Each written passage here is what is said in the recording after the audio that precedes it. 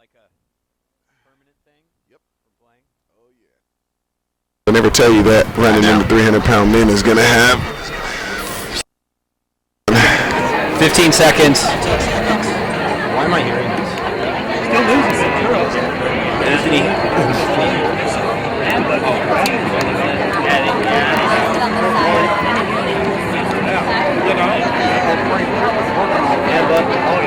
So the one man's here is number 14 on 17. Conventional wisdom and history shows that the high school football playoffs in Ventura County do not begin until, I don't know, well into November.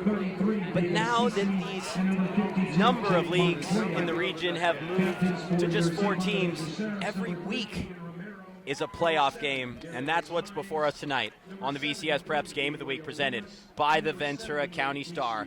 Welcome to Larrabee Stadium, Turner Field here at Larrabee in Ventura, California, as the St. Bonaventure Seraphs host the Westlake Warriors. Danny Page, along with the Deuce Derry Eads and Lorenzo Booker. Will Cowan will join us from the field shortly. Lorenzo, no 5-team, 10-team leagues anymore. There are just 3 league games, and you know right away you can differentiate from the haves and the have-nots. That's for sure, especially like you just said in the Pac-5. I mean, we got serious competition. I love it, though. Some people don't like it. I love it. When you're dealing with teams that are as accomplished as St. Bonaventure, as Westlake, as Oaks Christian, I mean, you got to do something different, you know. And again, it makes it every game a must-win. And that's why we love football anyway. You don't play as many games as other sports, but it's really the situation of the must-wins when you got this kind of talent on the field. And both teams are in similar situations. I mean, Westlake needs a must-win. They're depleted by injury. St. Bonnie is off a 2-game losing streak. But at the end of the day, a win for St. Bonaventure could change everything. And a loss for Westlake could change everything as well. So it is certainly a must-win. I'm excited to see what the outcome is going to be. No room for error, right, Deuce? None. Except the problem is we saw St. Bonaventure last week, and they made a lot of errors. They really did. It was going to be tough for them to win that game anyway. Oaks Christian just has so much offensive firepower. But then again, St. Bonaventure just made too many mistakes. Interceptions, fumbles, drop balls. They can't do that again tonight. Everything has got to be on for them tonight to beat Westlake. As we bring in Will Cowan, who's down on the field. Will, you as a former coach, you're thrilled that you weren't at that game last week because there were just so many mistakes. It was cringeworthy for a guy like you. Yeah, I'd probably be pulling my hair out on the execution, Danny, no question there. I think the big key along those lines for St. Bonaventure, it's no secret, Darius Vines, if he can stay in control of this game and efficiently move the ball and keep the clock moving and the ball on the half of the Seraphs, I like St. Bonaventure's chances tonight. A lot of injuries for Westlake, obviously. A lot of players that were questionable or less than 100% going into this game, Lorenzo. When I talked to Tony Henney on our call last night, he actually said to me, literally everyone on the team is injured in one way or another. It seems like that, and it does seem like that when it's the key players. I mean, you're missing one of the most dangerous running backs in the state, in Chase Jasmine. I mean, that's a home run hitter. He can score from anywhere on the field. That's why he's got all those college offers. And then you lose the guy that was blocking for him, the fullback, who pretty much tore everything in his knee. So, you know, Westlake is certainly, this isn't a runaway. I mean, I know we can look at St. Bonaventure's last 2 games, like Derry said, and they had a lot of self-inflicted wounds. But even with that, had they finished the drives that they did get into the red zone, it might have been a different game. You know, St. Bonaventure might have developed some confidence that might have changed things. But Westlake, again, dealing with all those injuries. And as a coach, you know, Tony Henney's one of the better ones. I mean, he's got 3 straight CIF championships. He knows how to get the job done. And the key is going to be him devising a game plan that is surrounded around the players that he does have and catering that to their strengths. So if they can play mistake-free ball, limit the penalties, ball control, move the chains, get first downs, I think that they'll have a great chance at winning. Deuce, you're Mr. Trivia over here, a historian of Ventura County football. When can you ever remember a coach winning 3 consecutive CIF titles without a league title? And that's the case for Tony Henney. Yeah, it's really unusual. I mean, to win 3 straight CF titles, that's very rare. I mean, John Mack's the only one in Ventura County to have done that.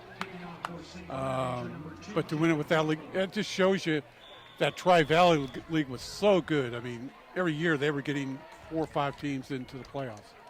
Jacob Bravo kicks away. He kicks it into the end zone, and Westlake will start from the 20-yard line. Let's introduce you to the Warriors quarterback, Grant Bunker, the 6 foot, 185-pound senior. 119 of 198 on the season, 1,715 yards, 15 touchdowns, 6 interceptions. Will, he's not exactly Mr. Dynamic, but boy, he is solid, and the Warriors are, 7-1. That's for sure.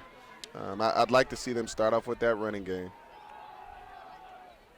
They do go to the ground game, picking up just a couple yards.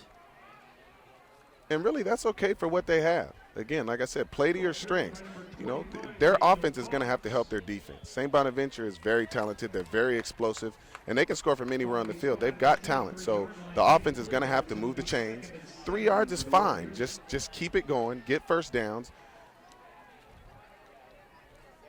Bunker will work from the shotgun, too wide to the far side, a short drop. He throws to the wide side, and that's in and out of the hands of Theo Howard.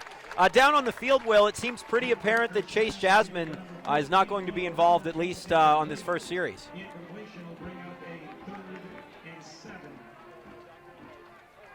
Seems like we're having an issue with Will's mic down there.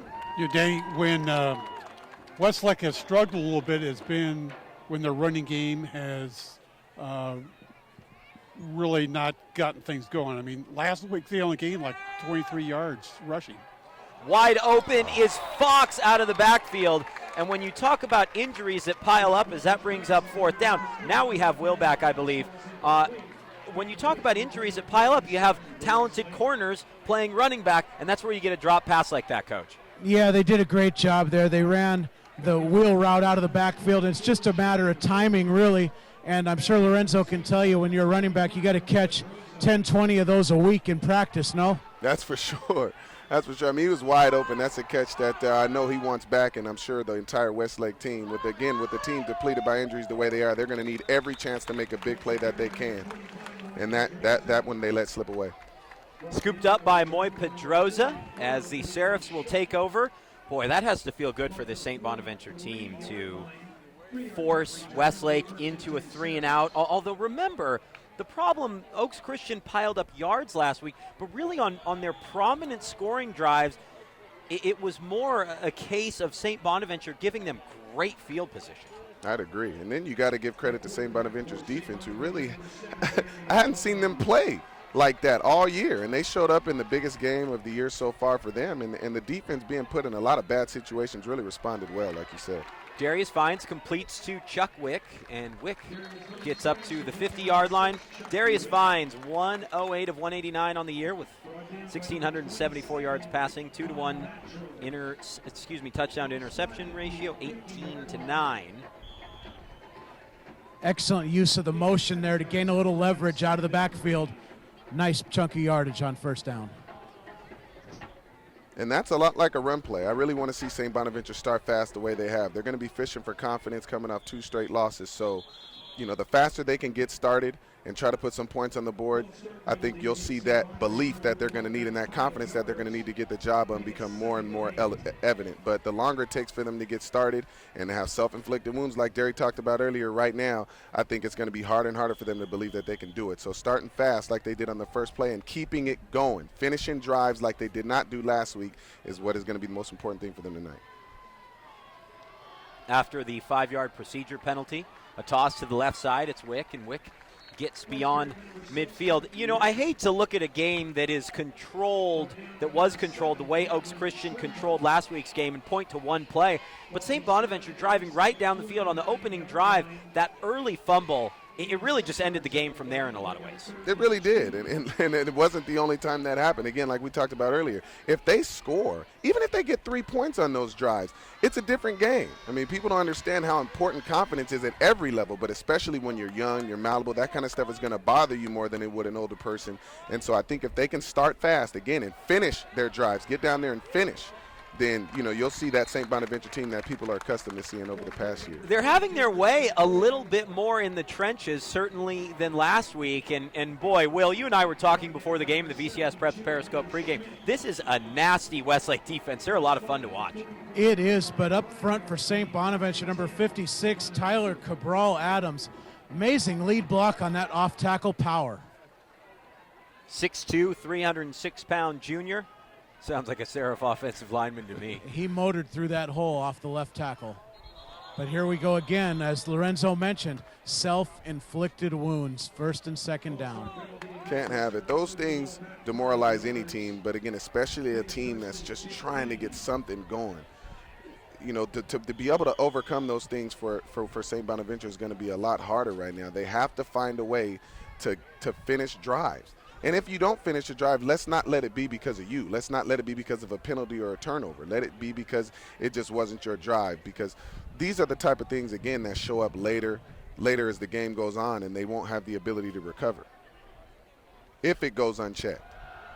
Vines gives to Santoyo this time. He picks up, about 3 yards. Let's talk about these two teams and how they got to this point of the season. St. Bonaventure 5-3, the Seraphs with 10 CIF titles, 17 league titles. But here's the important statistic coming in.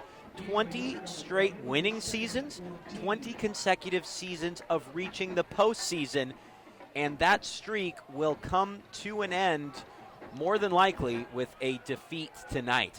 And that is why this game is just a little bit bigger for St. Bonaventure than Westlake. Westlake could still statistically recover if they lost this game. St. Bonaventure, as you mentioned, I don't think they would. And then you got to wonder how missing the postseason would ripple into next year, because even though they have made the postseason the previous 2 years, it hasn't been in the regular St. Bonaventure fashion. So again, I think this win is not only just important for this year's postseason hopes, but even again, how is that going to ripple into the future of the mindset of St. Bonaventure teams? This Pac-5 is not going to get any easier for them, I promise. So any lack of confidence is going to be a shot at the future, I think, for them. Well, they won't be in the Pac-5 next season. Obviously, the divisions will be entirely realigned, and that will, after the penalty, Seraphs have the ball down at the 32-yard line. Big 15-yard penalty against Westlake.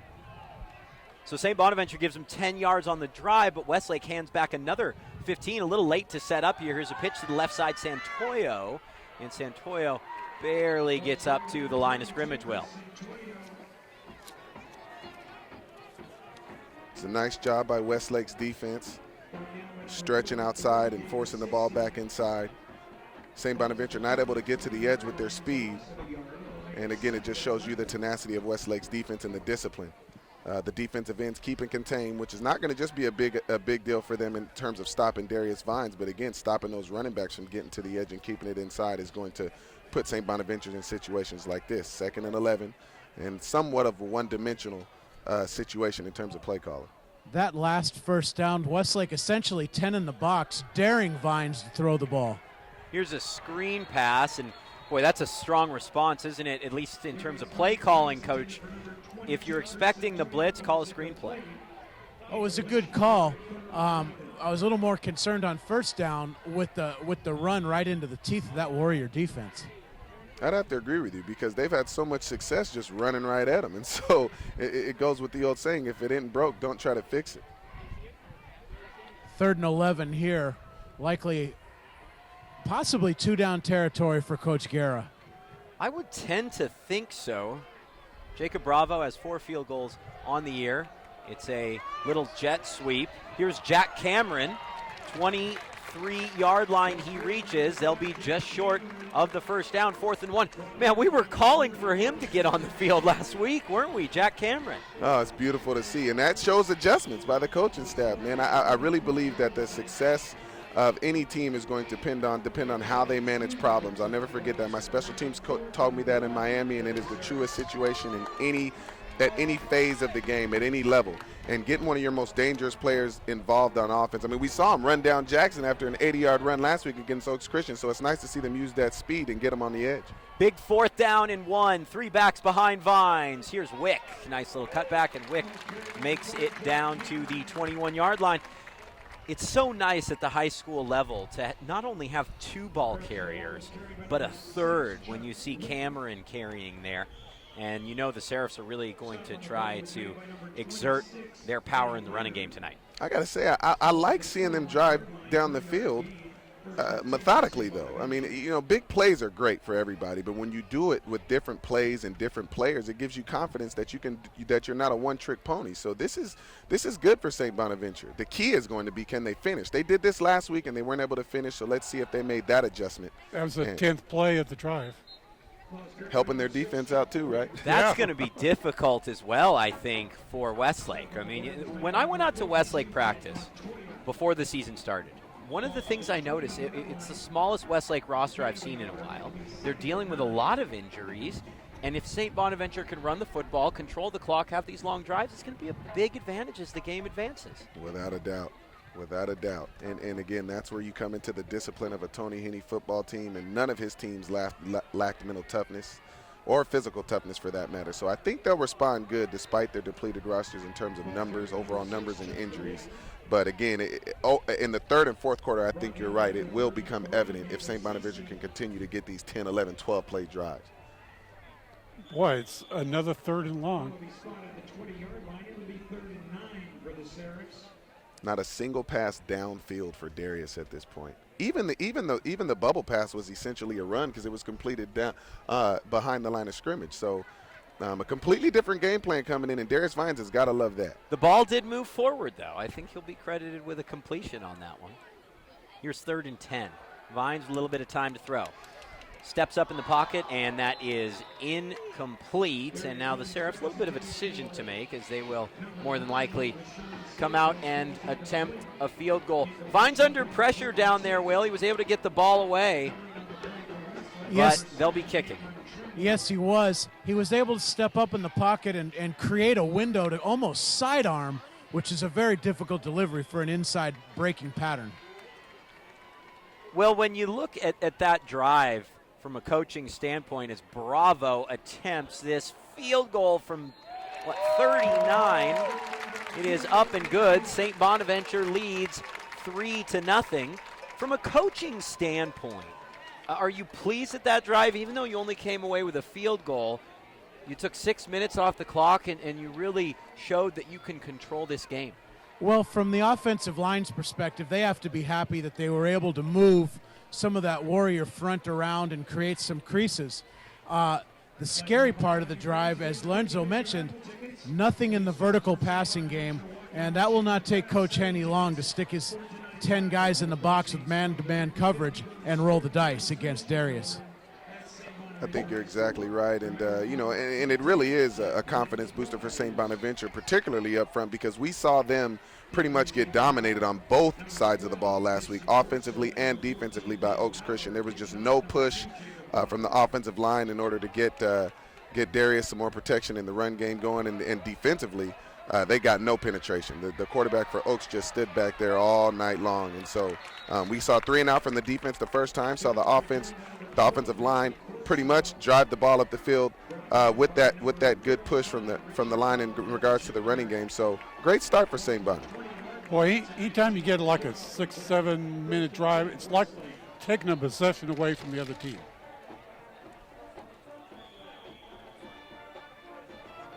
And their offense has been cooled down instead of coming out with excitement. Now it's a little bit different approach to the game mentally. On first down, Bunker will look to throw. Completes that to Ho. Ho gets to the 35-40, and he'll come down close to the 45-yard line. Nice completion. 24-yard gain, Will. Yeah, and back to Derry's point, it's really a mindset for St. Bonaventure this week defensively that they have got to buckle down, and up until that play they have got to have the mindset that this is an elimination game in many senses. Westlake unable to get a first down on their opening drive. They pick up about a quarter of the field on that play. It's Daniel Fox. Fox gets beyond midfield, and Fox carries down to the 45-yard line. Daniel Fox deputizing, of course, for Chase Jasmine, who Boy, he's one of your favorite running backs in the region, Lorenzo. Oh, without a doubt. He's a home run hitter.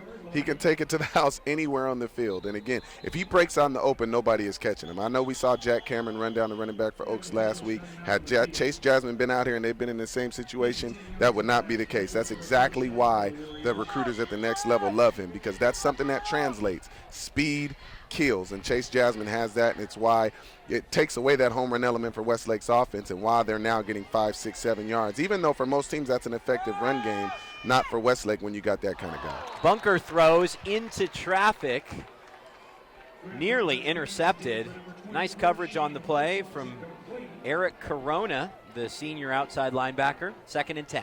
Yeah, Bunker would like to have that throw back. Actually, he had the seam pattern wide open up the middle, and I think he might have missed that as the strong safety came flying up to the outside pattern.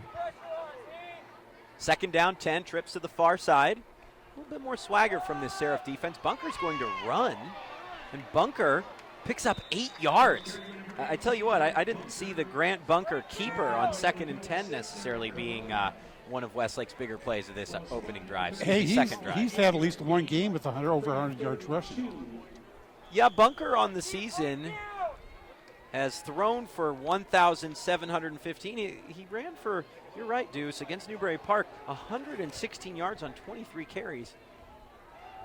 Let's see what he does tonight through the air, and that's overthrown. Intended for Theo Howard. Here's another game breaker on this Westlake team. 46 catches, 784 yards, and 8 touchdowns. The kid's a star. And I've seen him line up in the slot a lot more than I've seen him all year, and that's obviously deliberate by Coach Henney.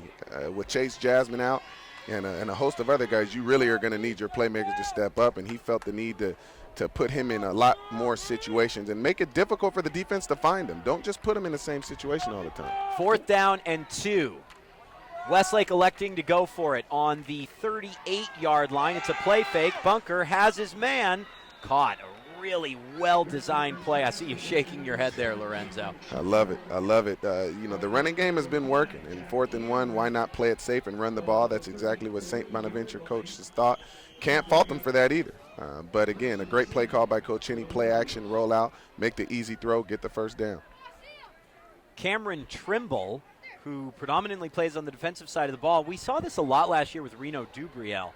They'll bring in their defensive stars for big plays, and Trimble makes a big play on 4th down. 1st and 10 from the 33. Bunker all day to throw. Can't find anyone open. He'll run and will pick up. He fumbles the football. It's picked up by a Westlake lineman, still loose. And the Warriors did fall on it first. The Seraphs saying they have the football. How about our judge on the field? I had it as Westlake's ball, but Romero for St. Bonaventure's jumping up and down. Now I believe the Warriors are going to keep it. A nice acting job for the strong safety, Keegan Romero. He tried to sell that one. Do you coach that? Absolutely. I mean, is that part of the? Absolutely. Is that part of what you do during summer when you tell the kids, give them the intangible instructions for the season? Well, you definitely, when you do all your scoop and score and fumble recovery drills, you always talk about pointing right away if it's close. No question about it.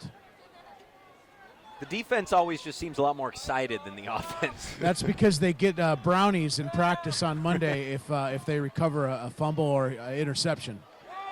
Here's Daniel Fox trying to stretch the field wide, gets to the line of scrimmage, and, well, that's that. 3rd and 9 on the way. Danny, back to your question. Sometimes you got to bribe the D-line with food to force those turnovers.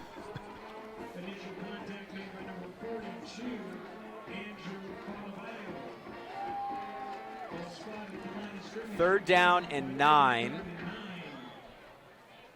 They're going to have to go back to the air here, Lorenzo. Theo Howard at the top, and it looks to me like he's single covered. I don't think the safety would be able to get there in time if they went up top. That is in and out of the hands of the player covering the intended target. Had he put that ball in front, Theo Howard might still be running. They were in man coverage, and Theo Howard had a step or two on him. If he puts that ball in front of him and doesn't make him stop, again, that may be 6 for Westlake. So I know he wants that ball back because there was a lot of yardage left out there on the field on that one. And a timeout on the field from Westlake. So what do you draw up here? 4th down and 9. I remember in my broadcasting career, a play that went well on 4th and 9 in South Bend, Indiana about 10 years ago, but normally it doesn't work out that way. I'd like to see him go to Theo and take a shot up top. Let's see why Theo is recruited so high. Let us see why he's going to be playing on Saturdays here pretty soon. Every play is not going to be perfect, and that's what the benefit of having a Chase Jasmine, a Theo Howard, a Darius Vines is that they can make plays in situations where nothing is perfect. Coaches can't do it all. So let's see him be great right now. Let's take a shot. What do you have to lose? Even if it's picked off downfield, it's essentially a punt. Let's see him go be great. Give him a chance. We haven't seen that, have we? Even throughout his entire career, he hasn't been the guy with 10, 12 catches in a game. So let's see what he could do here. I think that's a great call. Trips near side. Fox motions out of the backfield on 4th down and 9. Bunker all by his lonesome, but he's still got plenty of time to throw. Throws a little underneath route, and that's complete. A big first down for Westlake, and that's the type of play. Tony Henne really drew that one up well. Vincent Corso with the first down. I love Vincent Corso. I really believe that he is one of the most dependable, if not at this point, the most dependable receiver on Westlake's roster. I watched him in Newberry Park beat man coverage, beat zone coverage, make the tough catch on the top shelf. He's not a real big guy, but God, so much heart. Reminds me of Wes Welker. Lofty words from someone who played in the same division as Wes Welker, did you? Did.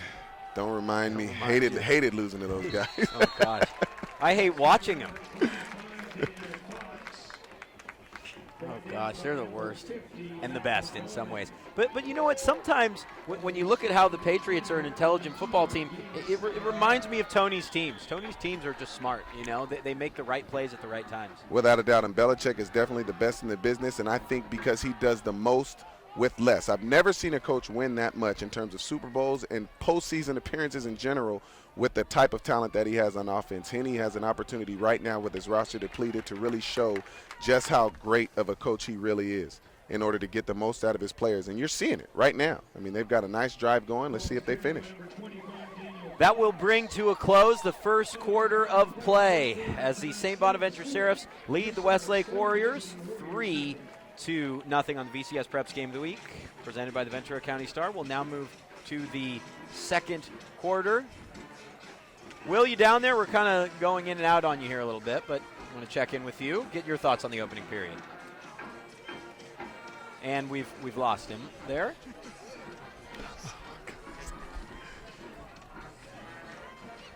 Deuce, what do things look like statistically? One of the big things is that Bunker is only 3 of 8 for 37 yards.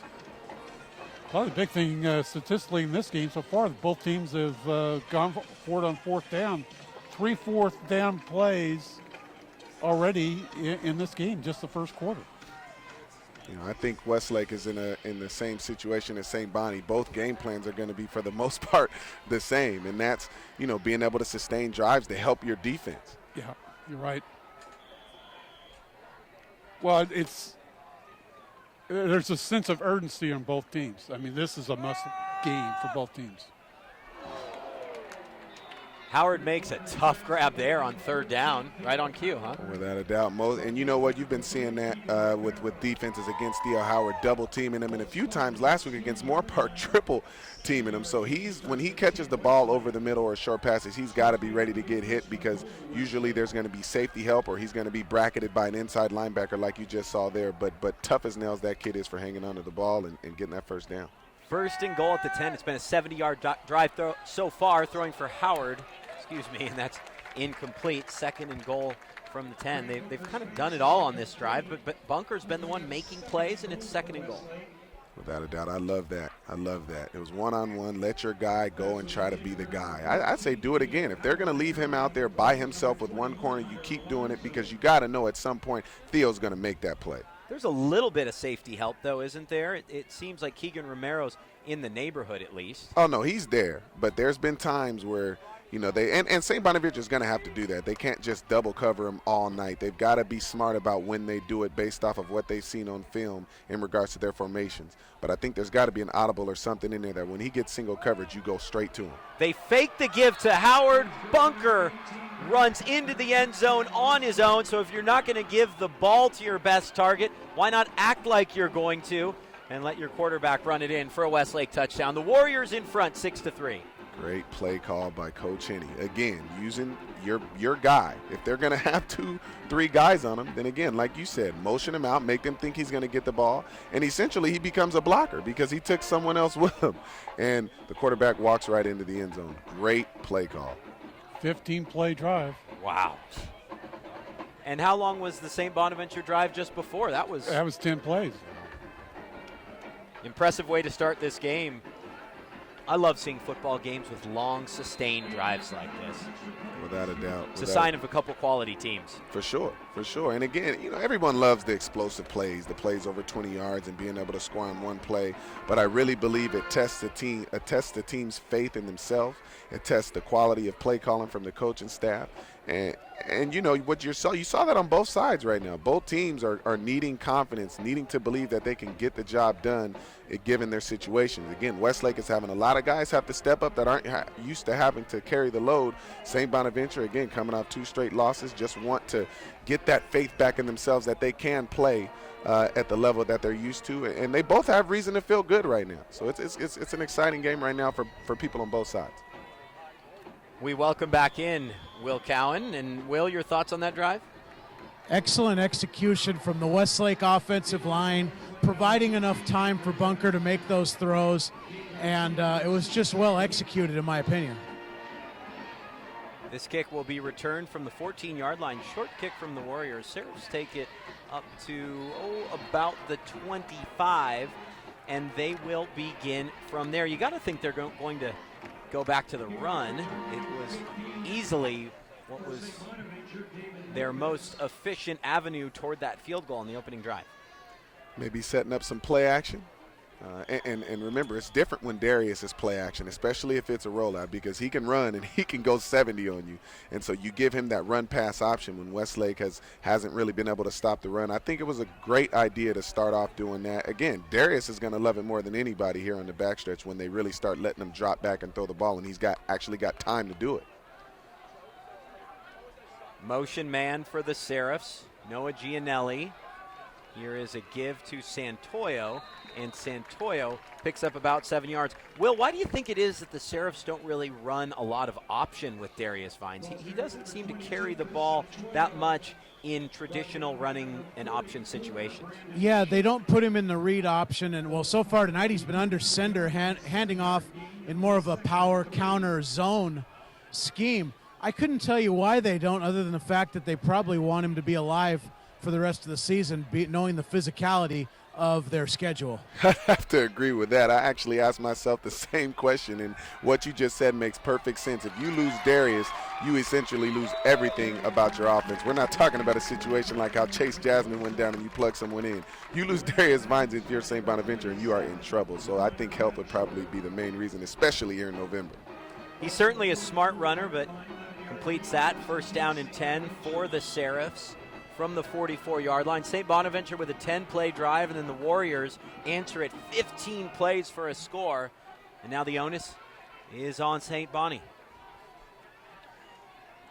There's something about seeing that green and gold here at Larrabee Stadium. Brings back some great days, doesn't it? Here's a give to Santoyo.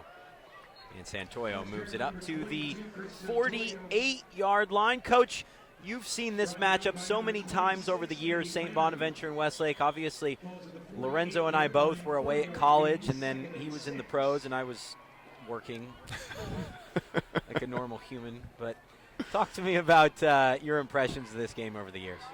Well, the first thing is you just highlight so many talented student athletes, and just by the enormous amount of players from these programs that have transferred, it's just unbelievable when you look at the alumni list for both programs. Deuce, what about your thoughts? What are your fondest memories of St. Bonaventure Westlake? The 2002 and 2003 games. Those definitely, there was so much intensity, so much anticipation of the small school St. Bonaventure going against the big school power Westlake. Both teams were ranked high in the state at the time. The 2002 game where Whitney Lewis has about 350 yards in total offense. And then the next year, both teams were 13-0 going into that championship game.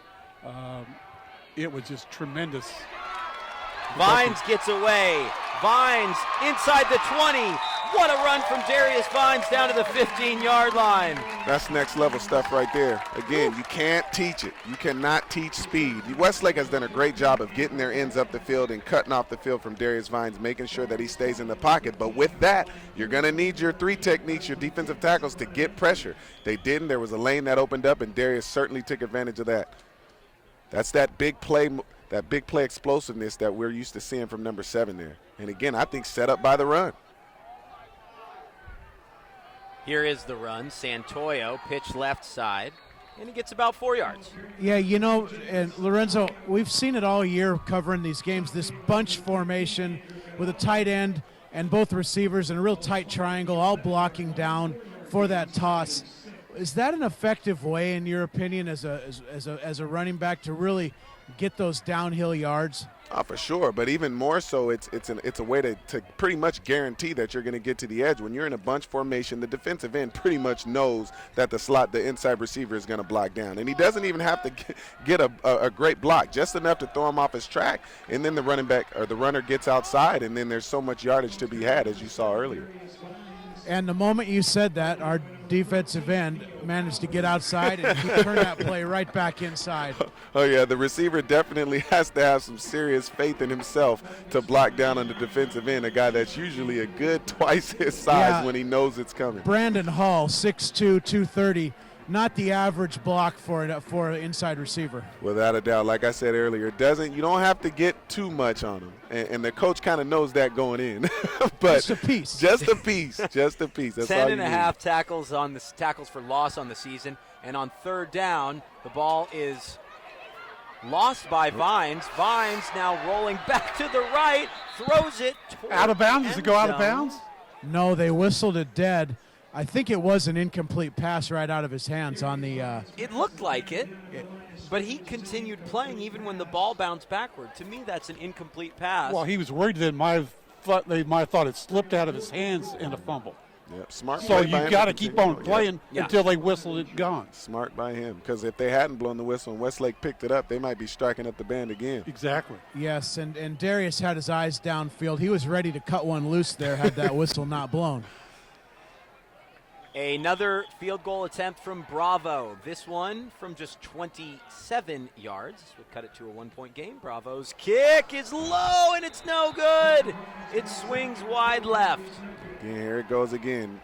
Not their inability to finish. I mean, I know it's just one possession right now, but you hate to see them start to go down that road again. They had 2 great drives. They got first down. They were able to do whatever they wanted, running and passing, put yourself in a position to put points on the board, and you don't get it. Quite a thriller between Camarillo and Thousand Oaks. 20-14, and they're only halfway through the first quarter.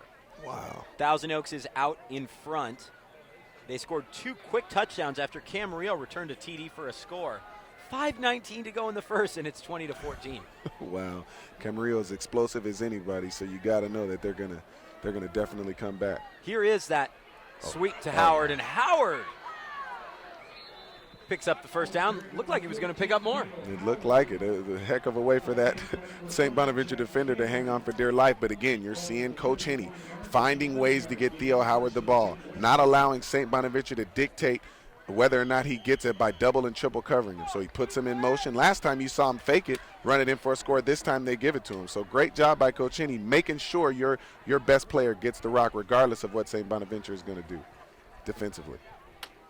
So creative, Coach Henney, using motion and formation to pick up these first downs.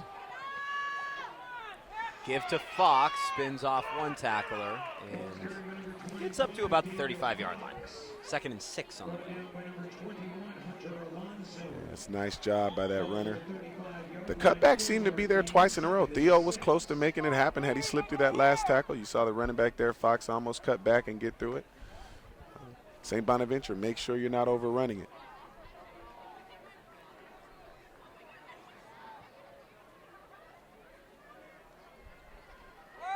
Dropping back is Bunker, stretching the field for Howard, and Howard just can't catch up to it. Howard had single coverage on that play. Probably not a bad idea to take that shot. Not at all. That's what I've been wanting to see. Like I said, I was talking earlier. They should have an audible into every play. St. Bonaventure has to be careful about how they're mixing it up. Again, you can't just put 2 guys on them all night because you're going to need the other player in the box to make sure that he helps to stop the run. But when they do single cover, and there should be some kind of audible where you take that shot every time. Again, with a guy that talented, you got to know at some point he's going to come down with the catch and probably go take it the distance and go for 6. Big 3rd and 6 here. Really swing this game. Bunker, lots of time, dumps it off. Can the wide out stretch for the first? Yes, and more. Nice ball by Colton Rogers. He had all day to throw. Nice ball by that kid. The same kind of throw for Theo that he missed earlier comes right back, puts it in front, and this kid turns the corner. Scary coverage there from the Serbs. A deep, too deep zone against that trips formation, leaving a lot of room to cover out there for that corner. Again, it's one of those, it's a tough situation when you got a guy like Theo Howard, again, finding ways to figure out when to double him and when not to. And when to get him the ball. And here's Howard picking up a first down. He's been a lot more involved on this drive. I'll tell you how good he is, Danny. The Serbs actually rolled their coverage right in front of him, and it didn't matter. He just picked up the yards after catch. Howard with a couple grabs on the drive. Good to see him getting more involved. Here's Fox. Fox back to the line of scrimmage. Nice job by that defensive line, not allowing Westlake's O-line to get any push. They held their ground, shed the block, and made the play. Nice job. Hunter Alonso also helping from the corner spot. Alonso has been the corner to the near side and has frequently had the task of dealing with Theo Howard, which it is a task. For any corner. Westlake worked very hard on that rollout sprint pass in warm-ups. I'd be curious to see when they break that out of the stable. Bunker looking to Howard, had plenty of cushion. Makes a catch and is tackled at the 22-yard line. 3 grabs on this drive. Without a doubt. I mean, again, obviously they're not wanting to play press coverage on that guy, and I don't blame him. Again, the bend but don't break mentality. If he does catch it, come up and make the tackle. But at the same time, you got to wonder when given 7, 8, 9 yards a catch is going to be too much. Again, St. Bonaventure is going to have to do a great job of mixing up their coverages and trying to confuse them. Bunker keeps again on the play he scored a touchdown on, and he's just driven into the ground by Noah Bidow, the 6'3", 260-pound defensive lineman. You got it again. St. Bonaventure's defensive line holding their ground, not allowing Westlake's offensive line to get a whole bunch of push. And I got to say, Theo, when he took that fake, seemed to not have the same kind of speed that he has had before. And so you got to wonder at what point with these 12 and 13, 14 play drives for a guy that's going both ways, at what point is that going to matter for Westlake when their guys are going both ways, are fatigued, and then you can't go to them as much anymore to sustain the drive? Well, keep an eye on that. As he was walking over to this huddle, it just looked like there was something a little bit off with the way he was moving. Maybe you'll get a different perspective from down on the field. Definitely, we'll keep an eye on it. Westlake, one of the few teams we've seen this year that does not play at this frenetic no-huddle tempo we've seen in many of our broadcasts. I tell you what, that was one of the most interesting things I've seen covering high school football last week, was how Jim Benkert and the Oaks Christian team called plays. He was the only one calling plays, and it's a lot easier to do at home, obviously, but they're just looking down the line at him. There's no funny signs. There's no 3 different quarterbacks and 3 coordinators sending him plays. It's just him and his team. It was really interesting to me, and he's not even wearing a headset.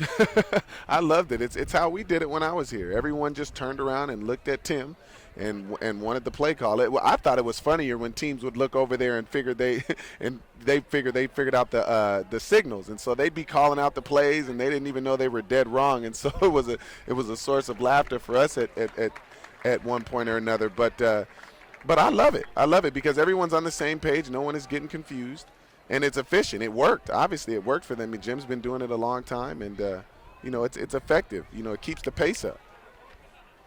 Injured Seraph Eric Corona helped to the near side. Hope the young linebackers all right. 2nd and 12. Theo here at the bottom. I don't see the safety being able to get there if they take a shot. Bunker's going the other way, now steps up, gets away from one, but not the rest of the crew. 3rd and 7 coming. Lorenzo, you hit it on the head. That skinny post pattern was open. Bunker had the time to see it. Again, and that's not to knock on St. Bonaventure's coaching. Again, you got to mix it up. You have to. You can't, because if you try to just double them, then they're going to do something else if that's what you're going to do every play. If you run man-to-man, then they're going to obviously take a shot. So it's going to be difficult on St. Bonaventure to try to mix it up without tipping Westlake, without giving it away to Westlake and giving them the ability to run something else. Here's Bunker to Fox on 3rd down. Fox gets a block downfield, cuts it back, and is down to the 5-yard line. 1st and goal, Warriors.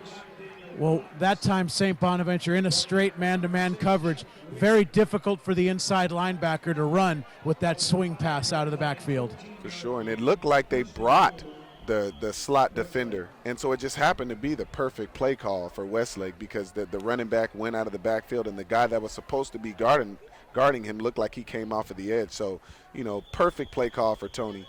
And to the perfect side, to the side of the blitz. Able to pick up the 1st down, got a chance to put 6 on the board again. Fox makes amends to an extent for not being able to haul that pass in earlier on 3rd down. He's filling in admirably. Again, he's not going to be Chase Jasmine, and he's never going to say he would be. He's got a tough enough job just coming over from the defensive side of the ball and playing running back. But again, like you said, filling in for a guy who so much of the identity of Westlake hung on him. And to be able to come in there and continue to make plays, receiving the ball and running the ball. And I haven't seen him fumble yet. And I've watched him play 3 times, and he hasn't fumbled. He's touched the ball so many times. That, to me, is the most impressive thing about that kid. 9 plays, 65 yards on that Seraph drive, Deuce? And they didn't come away with anything. It feels like last week to an extent. 2 big 3rd down conversions. And had you gotten the field goal and Westlake scored a touchdown, it's still a 1-touchdown game. Without a doubt. That makes a big difference.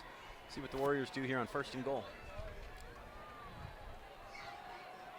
Given to Fox, and Fox is absolutely tossed to the turf.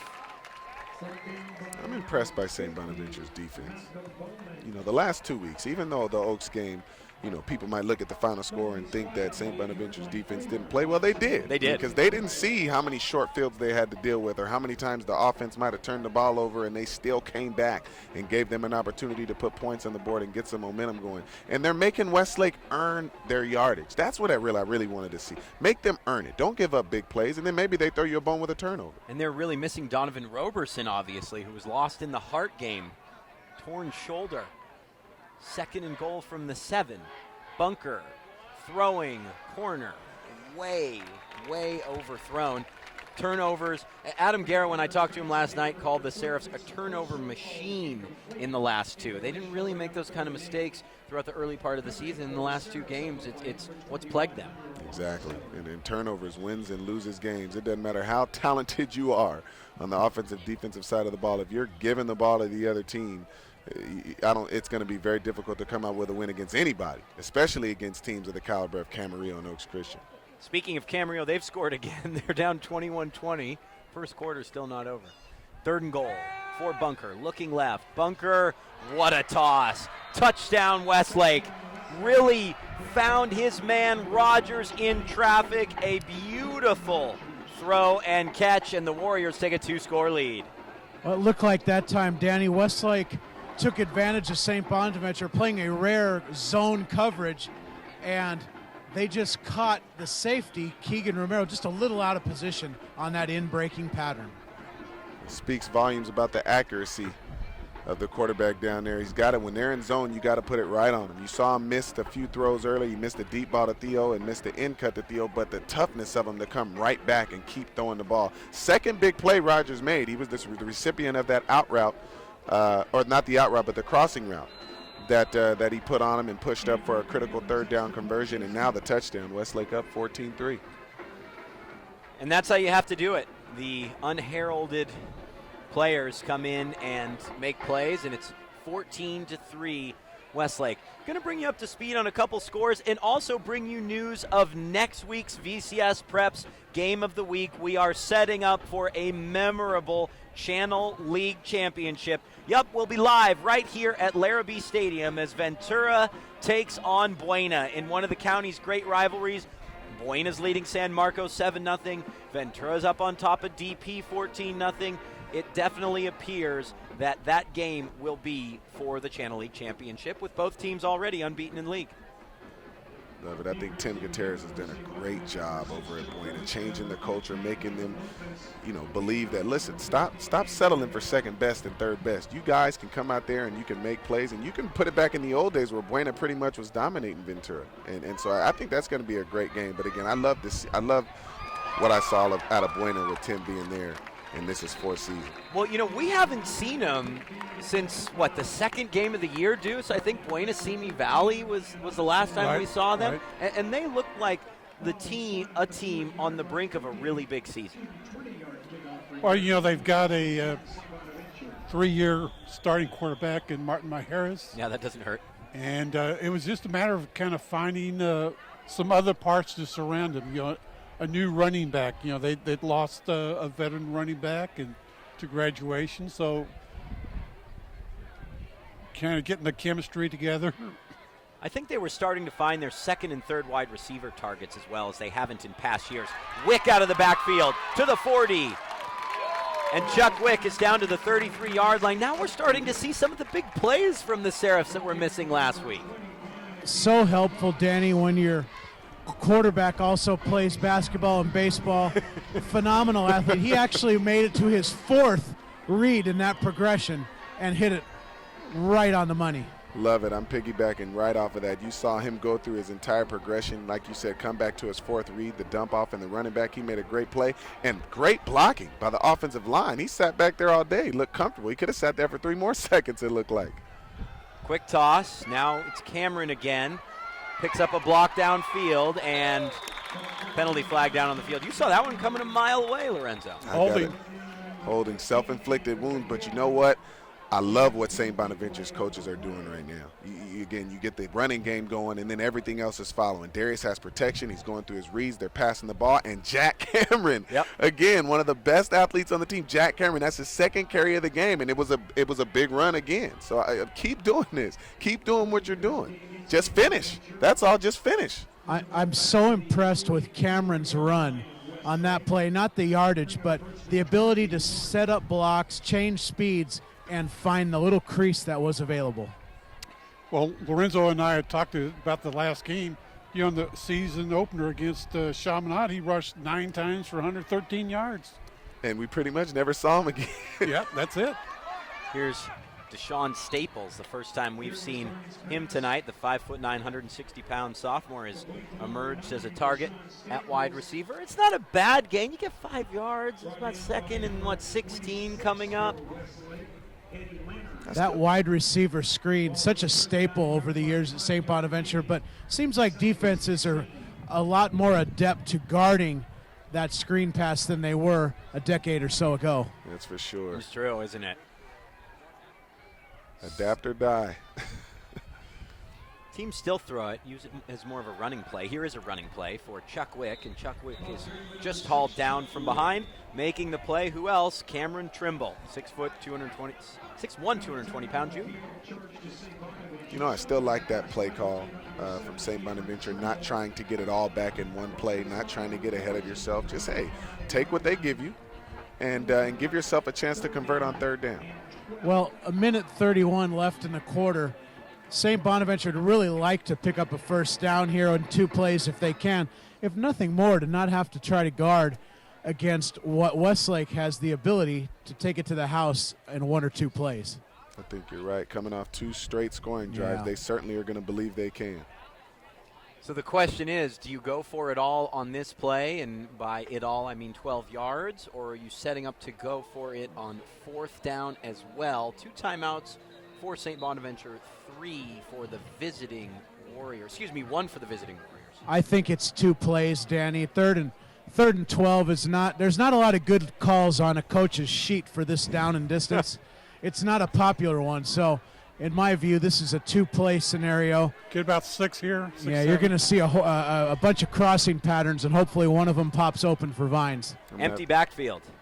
Will the Warriors Here they bring go. pressure? They only bring 3. Vines is still flushed, but Vines delivers a strike to Cameron down to the 15-yard line. 1st and 10, Seraphs. Love it. Love it. Jack Cameron again. You're one of your most dangerous guys, getting him involved early and often, and you're seeing how it's paying dividends for the Seraphs. Clock stops to move the chains in high school football. You have plenty of time here to set up your play without spiking the ball or burning a precious timeout. 1st and 10 with the clock running. 1 minute and 16 seconds, as you see in the bottom right part of your screen. Empty backfield again. Backside blitz. Vines somehow gets away, delivers it toward the end zone, and it's nearly picked off by Theo Howard. Just reached one paw out and almost hauled that in. Yeah, that's a scary thing, is he actually could have made that catch. Yeah. He's talented He enough really to could. make that catch. Would have been some play. It's just a fancy incompletion. 2nd and 10, 64 seconds left. Still got a lot of time left. I'd like to see him run the ball right now. We have 2 timeouts. I don't see why you wouldn't run the ball at least once. Sets up a shorter 3rd down. You get a really good opportunity to take a shot on 3rd down and then potentially kick. They'll throw a backward pass. I thought Wick was going to look to throw because it was a backward pass. And that's a loss of 3 yards, and the Seraphs take a timeout. Yeah, that's a tough play. You get that back in motion, and we got an injury in front of me, and it is not. Looks like Theo Howard. Yeah, I was just going to say that it is Howard. Can you confirm that, Will? We don't want to. If I can. Yeah, let us know. Yeah, that is confirmed. Training staff attending to him now. Back to that last play with that motion out of the backfield from St. Bonaventure there. It's really just like a toss play because all the receivers were blocking, none of them downfield working into the pattern. And Tony Henney was brought over immediately. And this is, when you see such an outstanding player injured like this, and we really don't have any idea what his injury is or how bad it is, but anytime you see a kid who we know lives for football and does so much for his team and performs like he has the last couple of years, it's just tough to watch. I got to say, and everybody on St. Bonaventure's sideline and here in the stands feels the same way. I mean, hey, we're all competitive and we all love the game, and rivalries are great, but nobody wants to see anybody go down on the opposing team. That's not what we're here for. No, and it's a good sign. I think he had the wind knocked out of him more than anything else. It was a pretty good pop on the collision there as he came up from his secondary support on that run play. And Howard is to his feet. There was a lot of concern initially. And, Will, we saw something similar in the Camarillo game, didn't we, where Jake Constantine was just popped, and we were worried it was maybe more serious than it ended up being. He just had the wind knocked out. Yeah, those outside sweep plays are so violent sometimes because the tackles are coming downhill from 8, 9, 10 yards out. And he could have just taken a pop and landed wrong. Yeah, without a doubt, like you said, when those plays stretch like that, everybody is just picking up speed. Yep. Oaks Christian is on their way to 2-0 in the Marmani League. They are leading Moore Park 28-0. Max Gillum has pulled Thousand Oaks back in front, 27-21. Big 3rd and 12 coming for Vines. Vines throwing for the end zone, caught. Touchdown, Seraphs. Jacob Bravo makes the grab.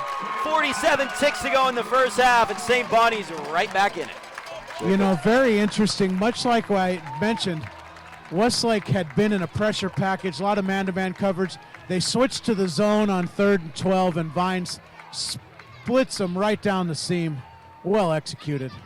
He was in the same situation as Westlake's quarterback. That's right. Catch somebody in a zone coverage, you got to be accurate, and he was. He made the throw that everybody expects him to make. St. Bonaventure strikes up the band, 14-10. If they can hold them, if they can hold Westlake right now, they get the ball at a half and a chance to take the lead. I think it's going to be tough for Westlake to score. This is High school football, remember, 47 seconds and only one timeout. You really need, and remember, as Deuce, I'm sure, would point out, Kevin Robledo and Alex Ball are not here for the Warriors. What is it, 78 kicks over the last 2 years? Yeah, it's really amazing how those two guys just had a tremendous all-time state right at the top, those guys. Incredible. Robledo had 20 field goals in one season. Ball has just about every kicking record in the state.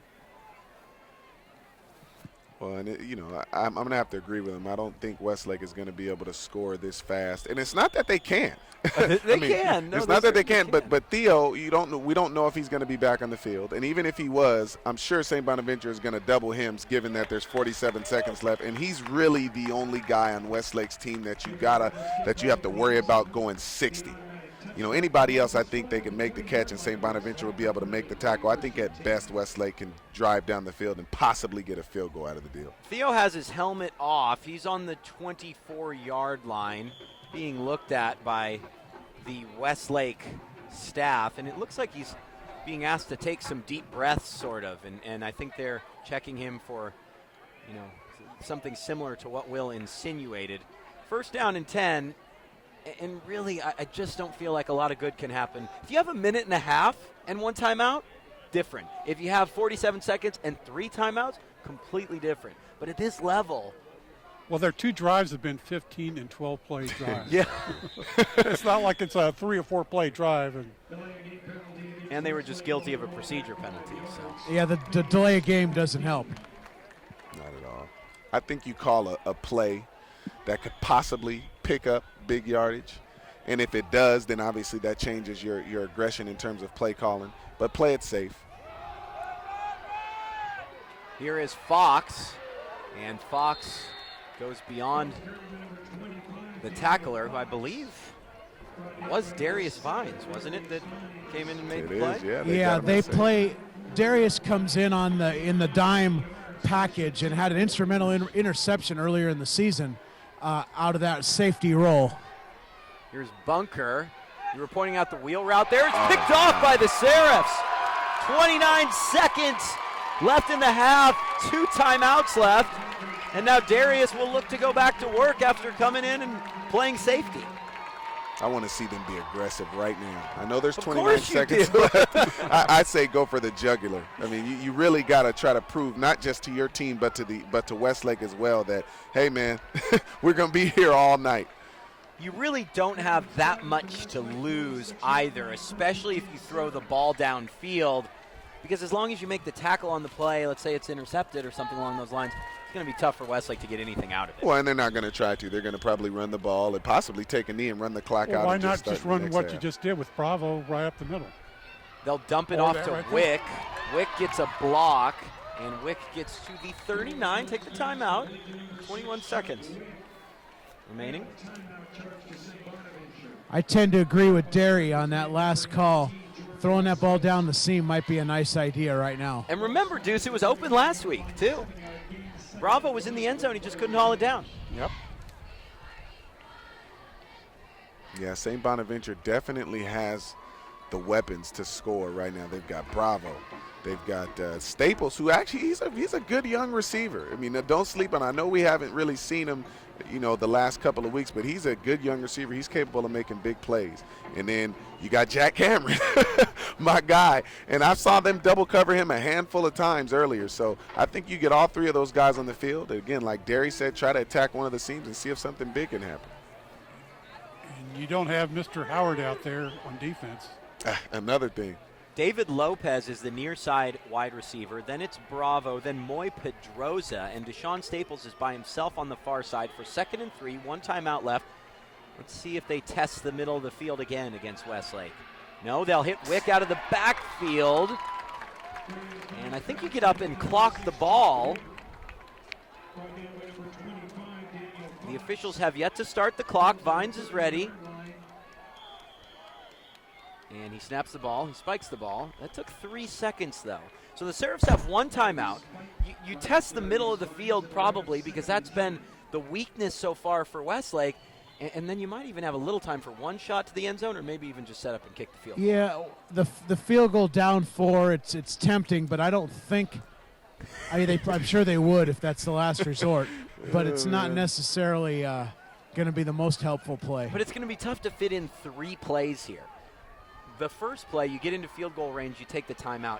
I think sandwiching in one extra play might be tough. Might go upside lip. And Vines, hit from behind, fumbles the football. It is recovered by, because if it's recovered by the Seraphs, they have to take a timeout right away. It's recovered by Westlake. What a huge play for Westlake. And again, you got to, what mental toughness that defense had to have. Back up against the wall. St. Bonaventure driving to try to steal the momentum before the half, and they get the ball back in the second half. For them to come up with that kind of turnover, switch the momentum back a little bit in the Westlake's favor. Huge play by them. Great mental toughness. Vines had decent protection there. He stepped up. He really needed to throw that ball away. Well, St. Bonaventure will have the ball to start the second half. So who would have thought that with 47 seconds left, we've actually had 3 different possessions? Westlake will just take the knee this time. And that will take us to halftime. It's been a fun one. As the Westlake Warriors lead the St. Bonaventure Seraphs 14-10 here at Larrabee Stadium. I am now going to engage in a St. Bonaventure tradition for me, which is to go get some of Todd Fenwick's brilliant tri-tip for the crew. We're going to take a break here at halftime. It is Westlake 14, St. Bonaventure 10.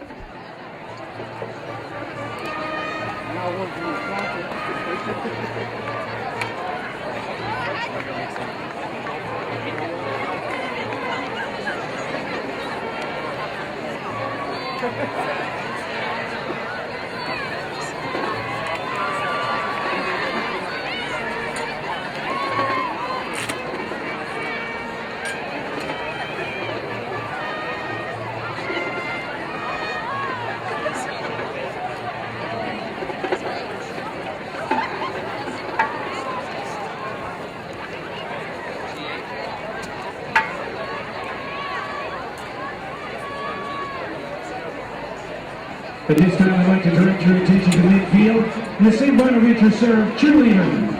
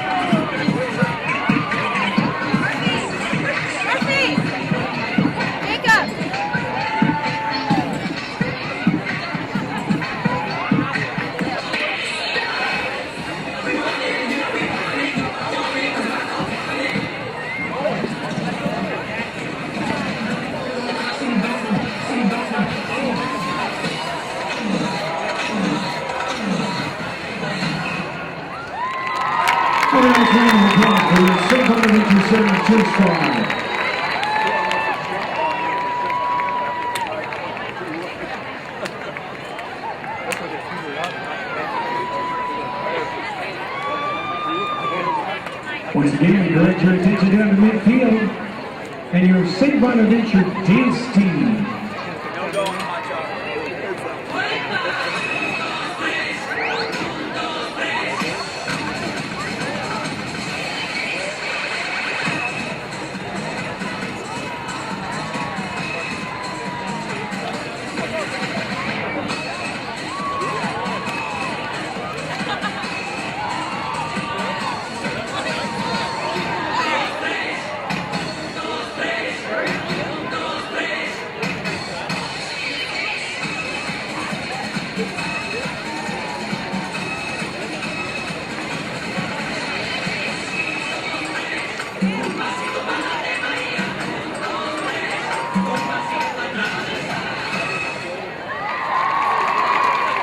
And a nice round of applause for your St. Bonaventure dance team.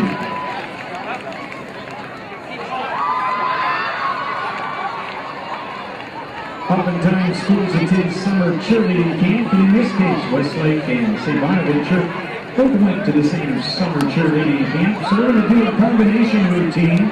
We have the Westlake cheer squad, the St. Bonaventure cheer squad.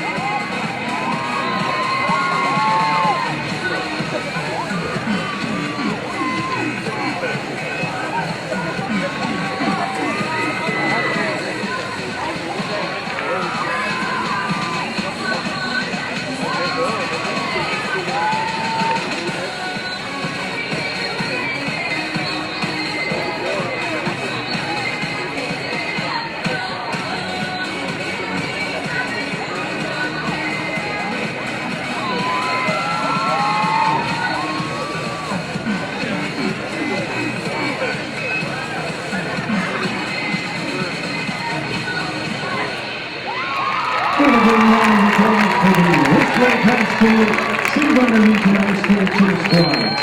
Your St. Bonaventure served cheer and dance team are coached by Mrs. Dawn Markowitz. At this time, ladies and gentlemen, we'd like to direct your attention back down to midfield.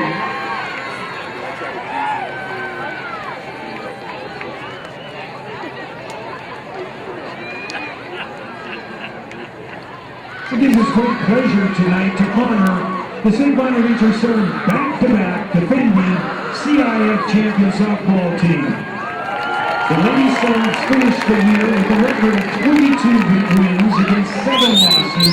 They were undefeated in the Tri-Valley League, capturing their 3rd straight league title.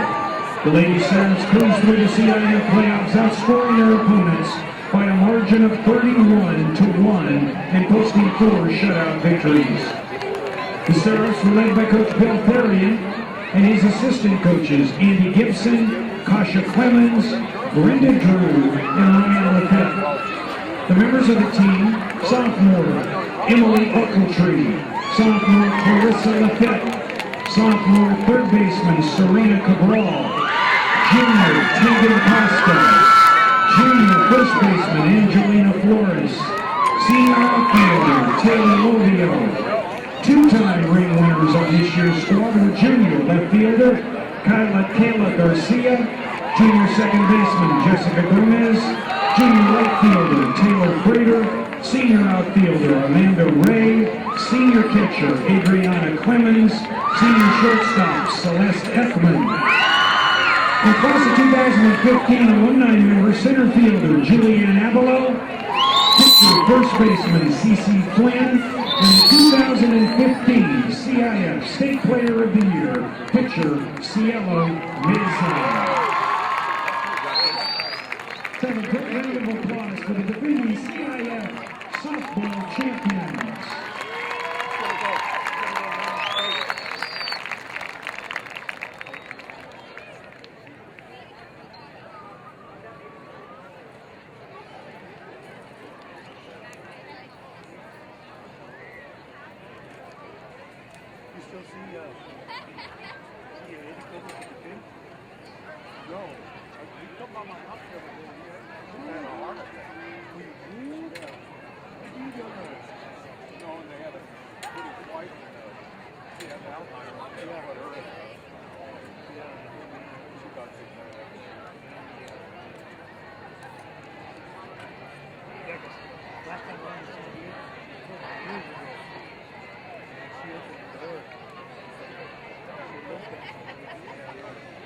faraway look in her eyes.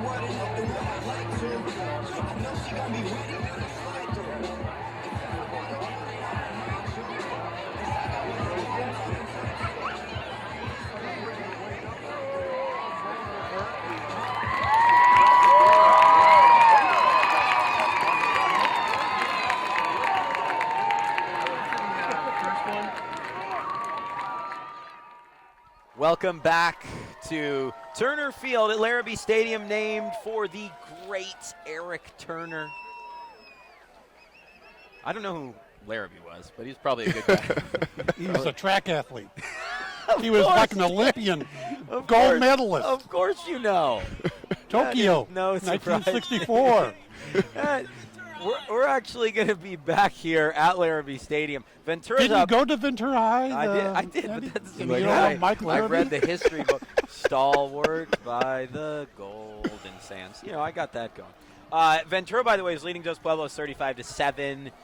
Buena is beating San Marcos as well. So we got a matchup of unbeaten league teams next week on this very field. But this is a playoff game tonight, boys. Both teams know that they're basically playing for their seasons right now. Without a doubt. And you know what? Even though Westlake has a little bit more room for error, it's still not something you want to leave up to chance. I mean, again, you drop this game to St. Bonnie. St. Bonnie goes on to beat Moore Park, and then Westlake loses to Oaks. We got a problem here for Westlake. I don't know if they really have it. After seeing Oaks Christian last week, Deuce, it's hard to think that anyone's going to beat that team until the postseason.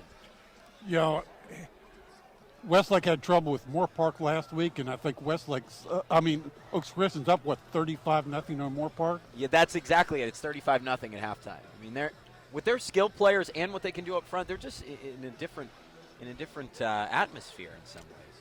I think if Westlake can find a way to do what they're doing tonight, which is have 10, 12, 13 play drives, because that is going to help their defense. Definitely. First. And then second, I got to say, I think that Westlake up front is going to have a better chance than St. Bonaventure did up front. And the thing is, St. Bonaventure was in the game. That game could have been a lot more interesting. We know that had St. Bonnie finished the drives. I mean, Oaks threw them a couple of bones. So if Westlake can have those 10, 12 play drives, not have self-inflicted wounds, and then have Oaks throw them a few bones like they did St. Bonaventure, I mean, it is a rivalry game.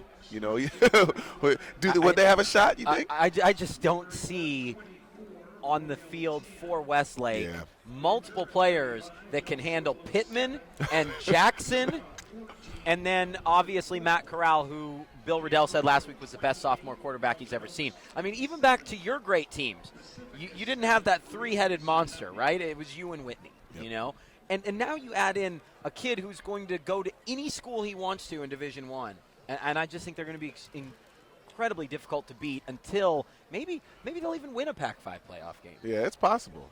But you know what, though? I think that could end up being the Achilles heel for Oaks, which is exactly what you said. They haven't really been tested. They're so used to starting fast. It's already 28-0. I want to see how they're going to respond to a game that's a knockdown, drag-out, a game that doesn't allow them to go 50 and 60 yards on one play, where they have to take 10, 12, 13 play drives. And then it goes into the fourth quarter. Westlake has been in those situations. We know how they're going to respond. I do agree, though, that, a couple of weeks ago when they had Chase and everybody else, this is a different conversation. But now, they're certainly going to have a tough time. Up here in the book, Danny Page, the Deuce Derry Eads, and Lorenzo Booker. Down on the field is the one and only Will Cowan. Will, we missed you at halftime. The tri-tip was delicious. Thanks for sending me down. I appreciate that. Hey, I actually saved you a sandwich. Believe it or not, one of Todd Fenwick's famous tri-tips is waiting for you here. Send Curly down with it. It'll make it about 3 steps. They're playing your song here, Oh, Lorenzo. man, I'm hyped. Deuce, I'm hyped. Deuce, what do the halftime stats look like? Bunker's 9 of 18 for 108 yards. Vines is 8 of 11 for 108 yards. Wow. I think probably the biggest stat is that Westlake is 4 of 6 on third down conversions and 2 of 2 on fourth down conversions. A short kick. It's going to take an odd bounce at the 25, and then a really heads-up play from Noah Gianelli, who did not want to bring that in at first go, but after the bounce saw that Westlake was on the way in, and the Seraphs will take over. Will, what did you recognize about the teams as they came out to start the second half? Well, I think they're both recognizing the sense of urgency. Both teams very focused coming out of the locker room. Coaching staff's really working hard, giving last-minute instructions both ways. St. Bonaventure, it is imperative as they open the half, they have got to pick up some first downs and flip this field position. It's an incredibly important drive, isn't it, for the Seraphs to at least get 3. I don't see Theo Howard out there, guys. The Deuce always keeping A close eye on the details. Vines airing it out for Bravo. Bravo makes the grab. On the first play from scrimmage, he's down to the 24-yard line. Beautiful job by Bravo. He was in the same situation last week against Oaks, like you said, in the end zone, wasn't able to haul it in. He obviously watched film, learned from it. That's the second big play he's made tonight. Great start for St. Bonaventure. Their confidence has got to be high. He's had a tremendous game thus far. Made that big touchdown catch. And now, well, Kicked the field goal? kicked a field goal. Yeah, Will, I would say it's sufficient that they flipped the field. Yeah, that'll work. Now right back to the power play off tackle. Here's Santoyo. And Santoyo gets a couple yards. Boy, we've seen some real flashes of brilliance from him over the last couple years. What does it take for him to really find his rhythm and excel? Carries for a guy like him. He's not the most explosive running back. He's more like Fox for Westlake. He's gonna give you 3 yards, 4 yards. If you give him some space, he'll wear you down and then he'll break off a long one. But just carries allow him to get into that rhythm. Well, this is only his 9th carry of the game. Here's Cameron working the left side. Snubbles. And there's also a penalty flag, probably for holding. Nice job by Westlake's defensive end, keeping contained, forcing the ball to be stretched outside and not allowing him a chance to cut up the field. So great job, great discipline. 10-yard penalty. How many yards does Santoyo have, Deuce? He now has 26 yards on 9 carries. That puts him at 761 yards on the year, which means that he's only guaranteed to play 6 more quarters of football, which that would also mean he has 239 yards to 1,000. And this statistic will make you cringe, Lorenzo. No St. Bonaventure team in 20 years has been without a 1,000-yard rusher. And they're in danger of having one this season. And you know what? You got to wonder how indicative that is of their struggles as of late. Again, great coaches find a way to. Oh, beautiful Great play. throwback to Santoyo. Santoyo, he doesn't get any rushing yards for that, but Santoyo makes just his 8th catch of the year, and that goes for a first down. Just when they needed it to keep the drive alive. That's a great call. We're seeing the exact opposite from St. Bonaventure from a coaching standpoint. This is the type of play that everyone knew St. Bonaventure could come out here and do. I mean, they've got so much explosion all across the field, and you're seeing, again, the coaches really utilize all of that talent tonight. They're playing such smart football tonight. Well, they're really going to the backs as receivers than, their wideouts. It's a great point. Here is a give to one of the backs. I didn't catch who it was. I think it was Santoyo. And Santoyo is down to the 6-yard line, knocking on the door. They've really been a running back by committee team this entire year. You're seeing a lot of different guys carry the ball. And, I think it might be better for us to look at St. Bonaventure's rushing stats from if you look at Wick and Santoyo and really combine them both. Yeah, combine them, they've got about 1,200 yards. Exactly.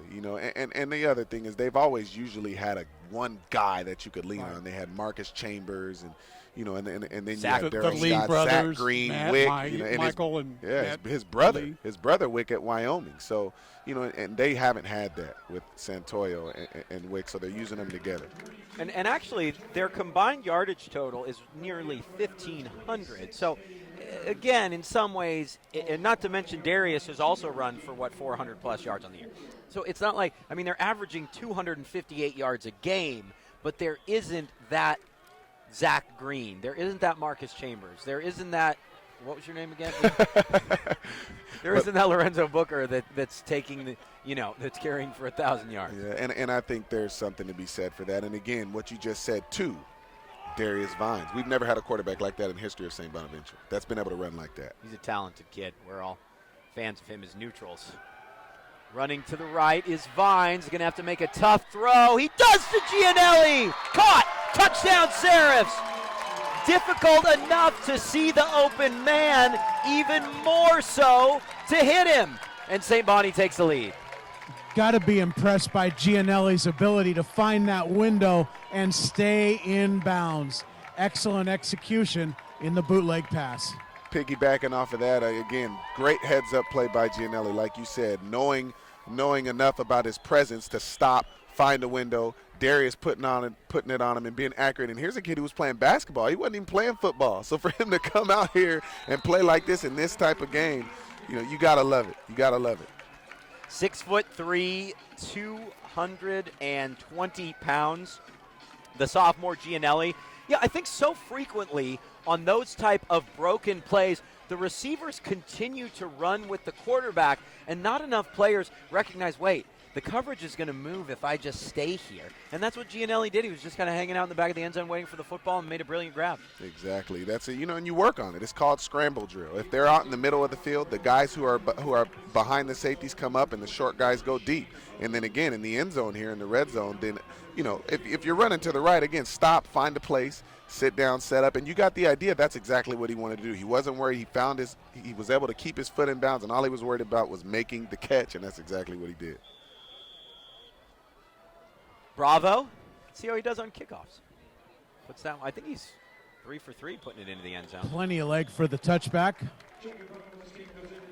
Buena leads San Marcos 20-0, so it looks like Ventura and Buena are both going to win. You know what that means that I like too, guys? Not just that it is two unbeaten teams, and hey, a lot of my life is in Santa Barbara. I lived there for a long time, but that means the Ventura schools are 6-0 against Santa Barbara schools. I like it. I like it a lot. Bragging rights for you Absolutely. right there. Absolutely. Way to be, boys. Well, Westlake has started on its 20-yard line just about every series except the one where they recovered the fumble. How many times did Oaks Christian start in St. Bonaventure territory? I want to say 4. Yeah, I think so. And now here's Daniel Fox picking up a first down. Will, that's one thing really to keep an eye on. With Westlake running the football in the second half, it looked like they were, at the end of the first half, starting to get more penetration up front, and there was more space for Fox. Yeah, I would agree with that. Westlake's really got to be a little creative here now, as they're just losing their weapons on offense right and left. And there you can see the St. Bonaventure defense with that penetration. Really no room to run there. Tony Henney is really in a tough spot right now. he was already playing from behind, losing Chase Jasmine, his fullback, and a host of other guys. And now you lose really your only game breaker that you have left in Theo Howard. You got to think that a bunch of the game plan was centered around him. So it's going to be interesting to see what kind of adjustments he makes. Well, on that whole kid can really catch the ball too. Cut 10 passes last week. And now space in the coverage and a nice grab by number 12, Vinny Corso. Yeah, Shane Ho, Deuce, he's another option. 28 catches on the year. We haven't seen him much tonight. The opportunities are there, certainly, for Westlake, and now they move into St. Bonaventure territory. I mentioned earlier how much I love to see these games where there are these big, long drives, throughout the game. But you know what happens a lot in those games? They just become shootouts in the second half because the defenses are so tired. Without a doubt. And I wonder if we're going to see that here. Here's Bunker stretching the field. Open is Ho! Touchdown, Westlake! He heard you, Derry. Great call, Deuce. Ho with the touchdown grab. The senior scores. And Westlake back in front 3 plays later. Big time play by the quarterback, stepping up, knowing his main target is down, knowing that, you're not going to have the defense focusing so much on one guy. There's going to be more eyes on the ball now. And the great accurate throw, his second throw in a row. And again, here's when you're seeing the brilliance of Coach Henney, knowing that he doesn't have any of his game breakers anymore and still finding a way to get it done. Westlake, great hire, paying huge dividends. We are definitely big fans of Coach Henney here, as that kick is barely through, 21-17. Deuce, when we talk about Coach Henney, and when you have successful coaches that win year after year, there are games that cement their legacy. And to me, that semifinal we did between Bishop Diego and Nordhoff was one of those games that really cemented his legacy. It really was. Bishop Diego has just been a really solid program for, the last decade. We remember the big matchups against Santa Clara when they were really good. And they had a really tough matchup. It was there in Santa Barbara at the college. And I think what really hurt Bishop Dig a little bit was, the quarterback got hurt a little bit late in the game. Well, if I remember Gonzalez, too. wasn't it Gonzalez? Yeah, he did. He did get hurt late in the game as this is taken up to the 35-yard line. If I remember, it's what Lorenzo, were you at the game? I saw you kind of shaking your head on it. You were at that game as well. I was. It's almost a similar situation for Tony. I mean, his offense was really inept in that game, but they made a huge field goal. They won the field position battle, and they persevered. I just was going to say that. We got to remember, Tony is coming from Nordhoff, and I love Nordhoff, but obviously they're not used to having the type of talent that he has down there in Westlake. So everything that we know about Tony is he's won 3 championships, and he's done it without having a Theo Howard, without having a Chase Jasmine. So really, Tony is going to be a heck of a lot more comfortable than a lot of coaches would be in this particular situation. He knows how to win. He knows how to get the most out of his guys. Gets those guys mentally tough to play. Without a doubt. Handoff to Wick, and Wick goes beyond midfield. Nice run by Chuck Wick. Sean's up at Wyoming, isn't he? What, a junior now, I want to say? He's a senior. This is last year. Yeah, last year. Looked like Sean there. Slow to the hole, fast to it. That's a great play by a running back there. You always want to be slow to the hole, figure out the blocks, let your lineman get on and explode through there. Look just like his older brother there, running hard. Lorenzo, you never looked like you were slow to the hole. You were always – your first step was amazing. You were incredible. And here's Wick again. It's like being guys, in the Matrix. Anybody keep an eye on Gianelli as the H-back? Some of the blocks that he has been so instrumental in this run game for St. Bonaventure. And I think that gets away a little bit from what we see with the converted basketball players sometimes. A lot of times they're just pass catchers. Well, he already demonstrated that, so now you're seeing the well-rounded nature of big number 80. Yeah, for sure. I mean, I got to say, I'm not surprised. He's really big, but his dad's a great coach in his own right, and he demands toughness, so I'm not surprised. 2nd and 5. Wick again. Nice play from behind. It's Brandon Hall again. We haven't called Brandon Shook's name, really. He came in with 11 sacks. He had 4 last year, senior linebacker. 3rd and 5. You're really starting to see the shift in the game like we talked about before. This is a postseason play right here. Both teams understanding the sense of urgency. And we went from having 10, 12, 14-play drives. Now teams are scoring in 4 and 5 plays. We're getting the explosive plays that we're accustomed to seeing from both programs. It shows you some adjustments at halftime that they're seeing something that's going to open. Westlake has everybody but one player right at the line. That's complete to Pedroza, but he's, a yard and a half, just a yard short. 4th and 1, and you're going for it. Great discipline by the corner there. Stayed home. That out route came late. He could have very well synced, but he stayed at the sticks. He stayed disciplined, made the tackle behind. Now there's a 4th and 1. Let's see who wants it more. It's big boy football right here. Interesting, they take the tight ends out and go to the 4 wide formation in this situation. Empty. Maybe Darius will just sneak it. Yep, he will. He leans forward. He has the first down. Nice. Like sliding into home. Nice surge by that offensive line. That's a play that I mean, I hate to mention the team again that you and I cringeworthy, but it seems like a play to me that the Patriots seem to have popularized about 8-10 years ago. Was you basically go with an empty backfield, you set up 5 wide, completely spread out the defense, and Brady just dives forward for a yard. He's one of the best, if not the best, at converting those. Yeah, look out. That could be a 15-yarder coming. It should have been. And another one.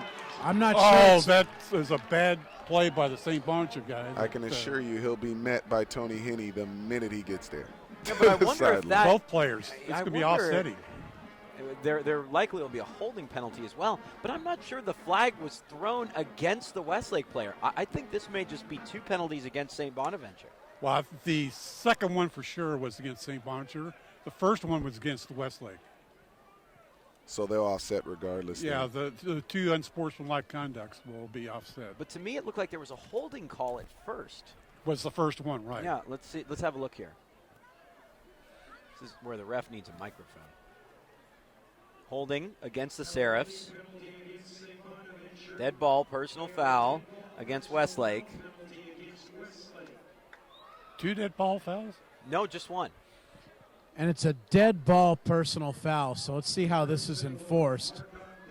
They'll mark off the 10, and they'll bring. Right. To me, that's the right call because of what the Westlake player did. And the St. Bonaventure player did give a little push, but, I mean, that was push? like, oh, that was nothing, That was man. a shove. He moved the guy off his feet. Yeah, I don't think the Westlake player was reacting like that out of nothing. But they, you always catch the second guy, and hey, football, man. Again, both teams understanding what's at stake, and we're really seeing that from Westlake. They know how important this game is. They want it bad. So we're going to have a 1st down and 8, I believe, because the holding is a spot foul.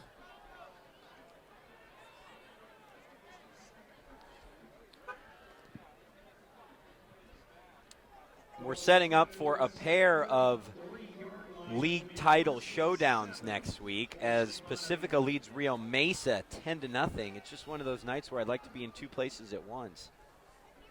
I think Rio Mesa is one of those teams, like we were talking about St. Bonaventure earlier, where you're just waiting for them to explode and show us exactly what they're capable of. So much talent over there. We saw it here with that Ventura Rio Mesa game. I don't know if you were here for that one, but they were dominant against the Cougars. And I'll tell you what. With a sophomore quarterback, too. Yeah.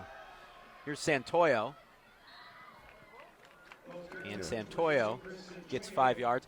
By the way, Joe Curley is sitting away to my left here. And if you didn't take the opportunity today, you can go on our Twitter account at VCSPreps. You can take our Game of the Week quiz. You can also, I believe this was at about 6 p.m., you can also pick the games against other fans in Ventura County and maybe even a journalist or two.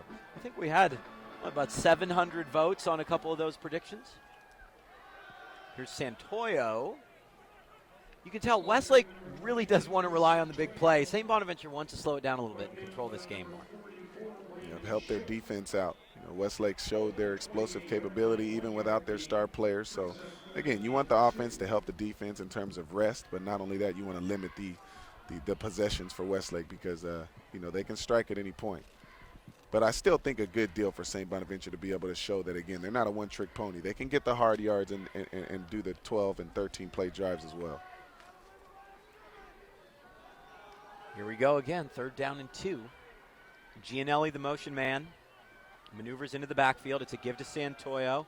And Santoyo with a little stutter step to pick up the 1st down. Santoyo's so patient. You again using a Gianelli block in that zone scheme and just enough for the 1st down. Adam Guerra went to Loyola High School, 5-3 on the year. Eliminated in the opening round of the playoffs a year ago. Adam and I were actually at USC at the same time. We were in the same class. His fraternity was right across the street from me. Small world. I never joined a fraternity. Well, yeah, you played football. That's enough of one. That's a fraternity that takes a little bit more time. Vines finds an open man, and it's dropped. Aiden Kistler. Tried to run before the catch. Can't run without the ball. I know he wants that one back.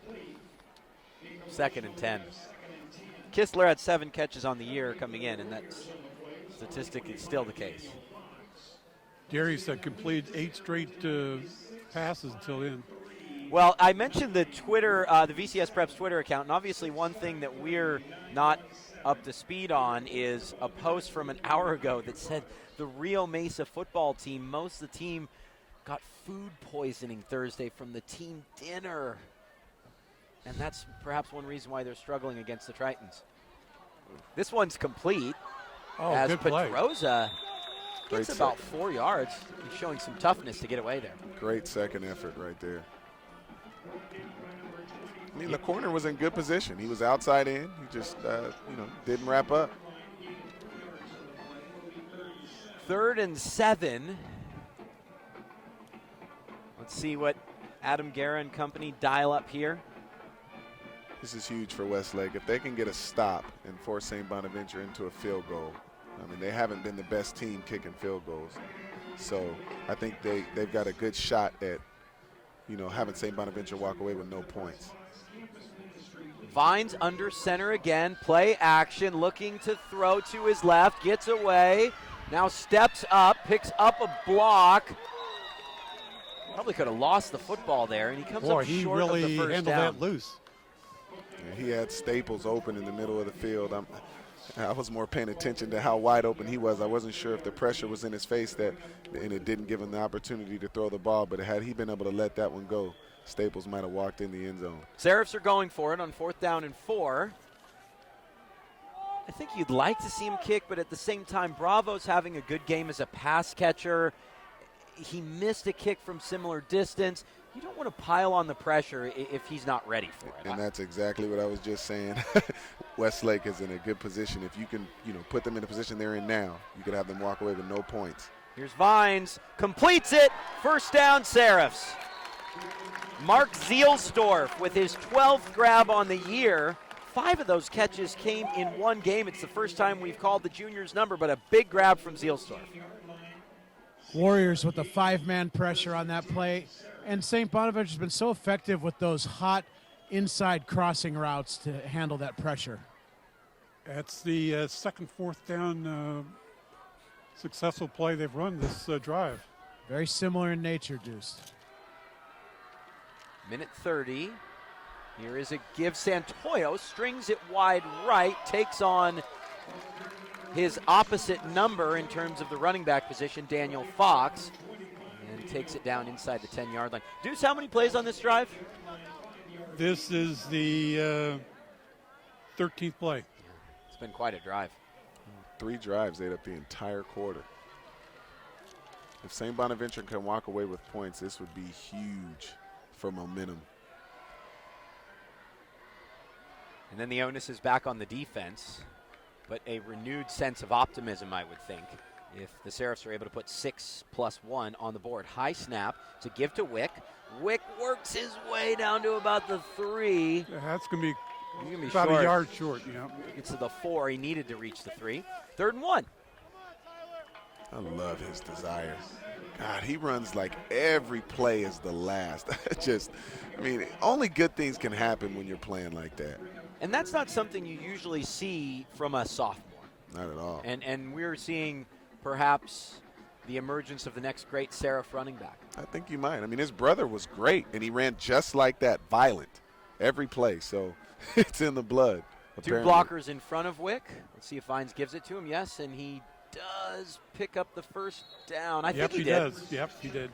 Wick's such a patient runner behind those lead blocks. And when you put 2 blockers in front of him, Will, it makes it a whole lot easier. It does, and you have to credit that St. Bonaventure offensive line. They have really started to assert themselves here as the 3rd quarter has moved on. The Serifs took over at the 7:34 mark of the 3rd quarter. We're on to the 4th quarter, and it's still the same drive. At the end of 3, the Westlake Warriors lead the St. Bonaventure Serifs 21-7. Here we go, boys. This is going to be a great final period. I can feel it. Yeah, who wants it more? Both coaches have done a great job adjusting. Nobody is really stopping the other. There's great offensive play calling. There's great defensive play calling. Anytime you make somebody drive 10, 12, 13 plays, you're not doing a bad job on defense. And so it's really, you really get to wonder who's going to have the ball last, really, at the end. Both teams have proven that they can score in 3 or 4 plays, and, it's going to be exciting. Well, you want those, as a defense, you want them to try to get those 12, 13, 14-yard drives because the more of a chance of a turnover. Something just came to mind as we start the 4th quarter, guys. We have not, since the opening possession, and Derry, you're the statistician here, correct me if I'm wrong, we have not since the opening possession seen a punt. No, we haven't. That's it.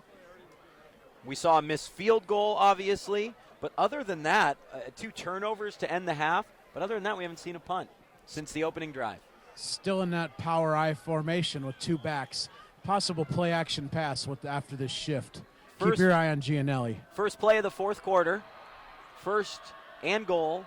And it's a handoff to Santoyo. Santoyo dives on into the end zone. Touchdown Serifs, and they regain the lead in this crazy contest between 2 longtime adversaries. It is 23-21.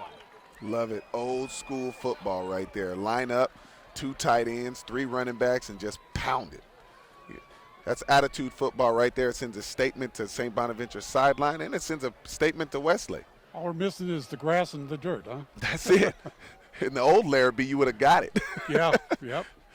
You know, I was talking to one of the leaders of the St. Bonaventure Booster Club earlier today. He's actually my neighbor, and he went to school here, and he said, you know what I miss? I miss that dirt on Larrabee this time of year, because that's what it was. It was like the infield of a baseball stadium. He's obviously never cut back and had a tackler that was pursuing the play tackle Right. him. And Back in your day, Lorenzo, I remember coming to Saturday. You used to play Saturday afternoon games. And when it rained on Friday night and Ventura played, then you guys had to come back on a Saturday with the field so messed up. Remember those? For a shifty cutback runner like myself, it wasn't my ideal conditions. Yeah, I've got two questions. One, you played on Saturdays, and two, it rained? It did. Never during the happened? game. It was more the aftermath of it. I remember we played Ontario Christian here my sophomore year, and it was just mud everywhere. I still got 6 touchdowns, but still, I was a little too dirty. Oh man, that was the remark. Is that it's strange to watch football without players being able to get their uniforms dirty, which I actually understand that. Well, that's back when Ventura only had one football field, so you had Buena, Ventura, and St. Bonaventure using the same field.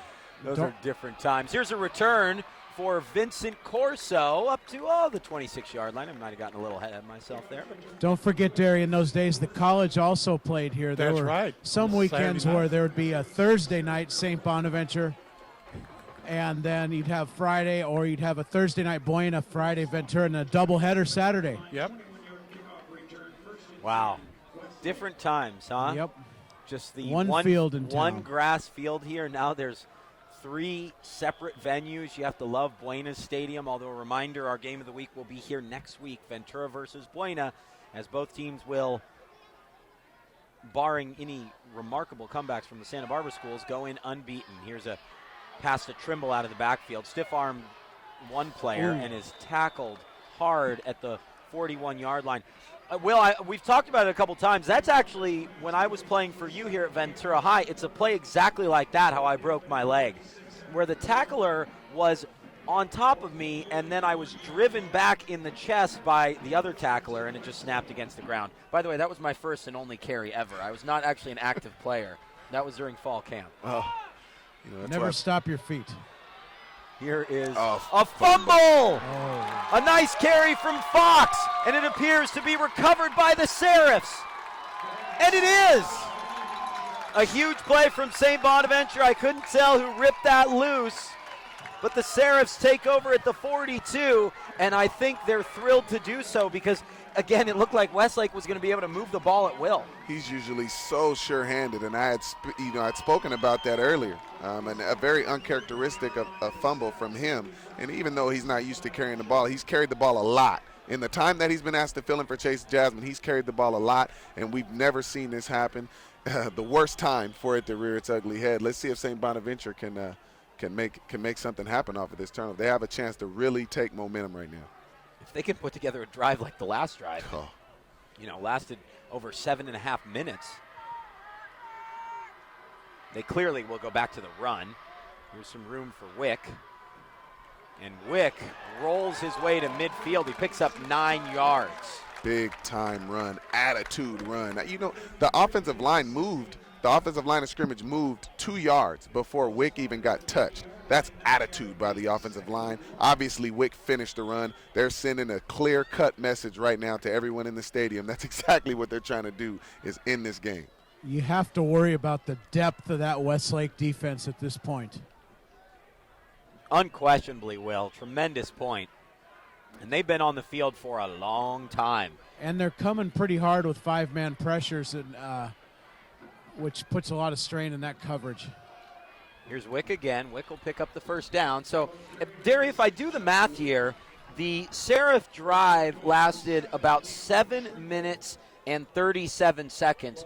Westlake then had the ball for, this is just by my unofficial count, for 33 seconds, and then they got it back. Right. I mean, what does that do to a defense? Demoralize. It's harder. Listen, guys, it's so much harder to stop the run than it is the pass. for the linemen, for the linebackers, everybody involved. And so to come off of a drive where the majority of the plays were runs, and then to come right back on another one, their backs against the wall. Demoralizing. Vines looking to throw, stretching the field. Staples! And boy, they gave Fox a chance to make amends for that fumble. Great coverage. He was right there step for step. Nice job of Deshaun Staples, though, by turning into a DB, knowing that he wasn't going to have the best chance catching the ball. I'm almost kind of looking for a misdirection play again where Vines rolls out to the right and throws back to the left. That has been a kind of a successful play for them. I think a simple bootleg might get it done. I mean, they've been running the ball so much. If he just fakes the handoff and then turns around and runs, they may get big yardage out of that. Santoyo dives forward, and you see he's getting both running backs, I should say, Wick and Santoyo, are getting to the second level a lot more easily. And that's another thing that's going to be hard for the Westlake defense. They don't just have running back running the ball. So as long as their offensive line can hold up, they're going to keep running it all night because the backs aren't going to get tired. They've got two, sometimes they three. Got three. What are you talking about? There's a third one in there. 3rd and 7. This is such a massive play. Trips out to the far side of the field. A run to the near side. Santoyo rolls down about a half yard short of the first down. Got to go for it. Got to go for it. They have not stopped you yet. There's no reason not to. I could easily see Vines in that hard count Tom Brady situation where you try to hard count either then the keep or the timeout. I mean, with the surge that their offensive line has gotten, I'd be shocked if they didn't pick this up with ease. Well, they converted 2 fourth-down plays last drive. There's a lot of confidence. The sneak last time on 4th down. Let's see if they'll try it again. A couple players lined up over center for Westlake. Santoyo, I think we have a delay of game penalty. Just not a mistake you can make at this stage of the game. That's a big penalty right now. You go from 4th and basically automatic. It was less than a yard to now 4th and 6. That changes the entire play calling situation for St. Bonaventure in a bad way. You know, definitely helps out Tony Henney because you got to almost expect pass. You know, guys, I don't know that punting the football is a bad option in this situation. 4th down and 6, you could pin them back with a long field. I tend to agree with you at this stage. And now the back judge has lifted his hand again. And St. Bonaventure takes a timeout as it was possibly a delay of game. And now I would think about punting the football. Well, really. Why didn't you call timeout the play before is what I'm wondering. They had to know that it was getting close to being a delay of game. Yeah, I think I'm going to have to agree with Will on this one. I'd like to see you pin them down in their own territory and play defense. It doesn't look like that's what's about to happen. No, the offense hasn't left the field. They just need to get their play call situated, and this might be the time for that rollout toward the wide side. Ball in the left hash, great time to get Darius moving toward his right. I agree. As a run-pass option if you do that. I mean, with a quarterback like that, in this kind of situation where you have one play, you don't want to limit him to just being able to just only pass the ball. Give him the option to do magic with his feet like he's done so many times and pick up the first down. I think with trips to the side and Santoyo offset to the wide side, there's a very high probability of that rollout action occurring. But you know what? I might go with Deuce on this. I think that they might roll him that way and just leave Gianelli on the near side, which is where he's blocking at the tight end position. He looks to his right. Blitz coming from Westlake, and it's incomplete. In and out of the hands of the intended target, Jalen Turner, and Westlake will take over. Vines delivered a strike, the sophomore, a little too hot to handle for him. Yeah, that offensive line picked up the pressure great. They brought heat. They picked it up. Darius had time, delivered a strike, just couldn't bring it in. Westlake got to respond. Well, this is their best field position of the night. Might have been a good opportunity to punt the football, although with the way Westlake moved the ball over their 5 plays this half, I think they've all been double-digit games pretty much. Yeah, they've been really solid on first down. Yeah, they stopped themselves, so you got to think they're going to be able to move the ball again as long as they don't do that. Here's Bunker. Pressure, throws a deep out route. It's a great throw. Yeah, risky. Great throw. It is risky. Because if it gets picked, there is no one there to stop it from going to the house. Tremendous comeback route on the sideline. That was a senior throw, certainly.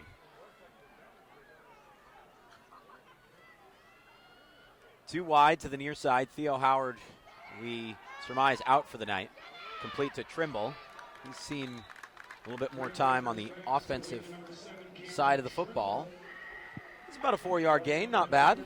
Getting the H-back / tight end involved. Feels like we're looking at old school Westlake. Spread them out, throw the ball. You know, again, we're watching Tony Henney adapt, and that's what great coaches do. You adapt to your situation, manage problems. Fox runs left side, and he falls forward for a first down. I like seeing that catch from Trimble specifically because that's always one of Tony's strengths, is an H-back or tight end that can really stretch the field and also make big grabs underneath. Exactly. It gives you a lot of flexibility in that run game. You never know if he's going to be a blocker or if he's going to be a pass receiver, so you're exactly right. Having a guy who's a multi-purpose athlete definitely helps your purpose. 1st and 10. Bunker throwing for Ho. Oh, the And it other looks receiver. like the underneath receiver knocked the ball I know. away from him. It would have been a touchdown. Vinny Corso was running underneath Shane Ho, and it looked like he might have just gotten a finger to it, and it forced Ho to drop the ball. That had to be a blown coverage. I mean, you have. You would think. You have somebody running wide open down the middle of the field, no one around. Well, 2 guys and only 1 guy covering 2 guys. That's the thing. I really think had he taken that route to the middle of the field a little more and separated, then, you know, he may have had a better shot at the ball being accurate. I really don't know who that ball was for. Major miscommunication. Here's a keeper from Bunker, and there's a whole bunch of Serifs there. Brings up a big 3rd down and 8. So we'll see where this Westlake drive goes. It may be 4-down territory, but if they do not come away with points, that'll be a major miscue to match the drop pass on the other end moments ago from St. Bonnie. Well, there's no question this is 4-down territory. Looking at the way St. Bonaventure has been able to move the ball and eat up the clock. We only have 7 minutes left in the game.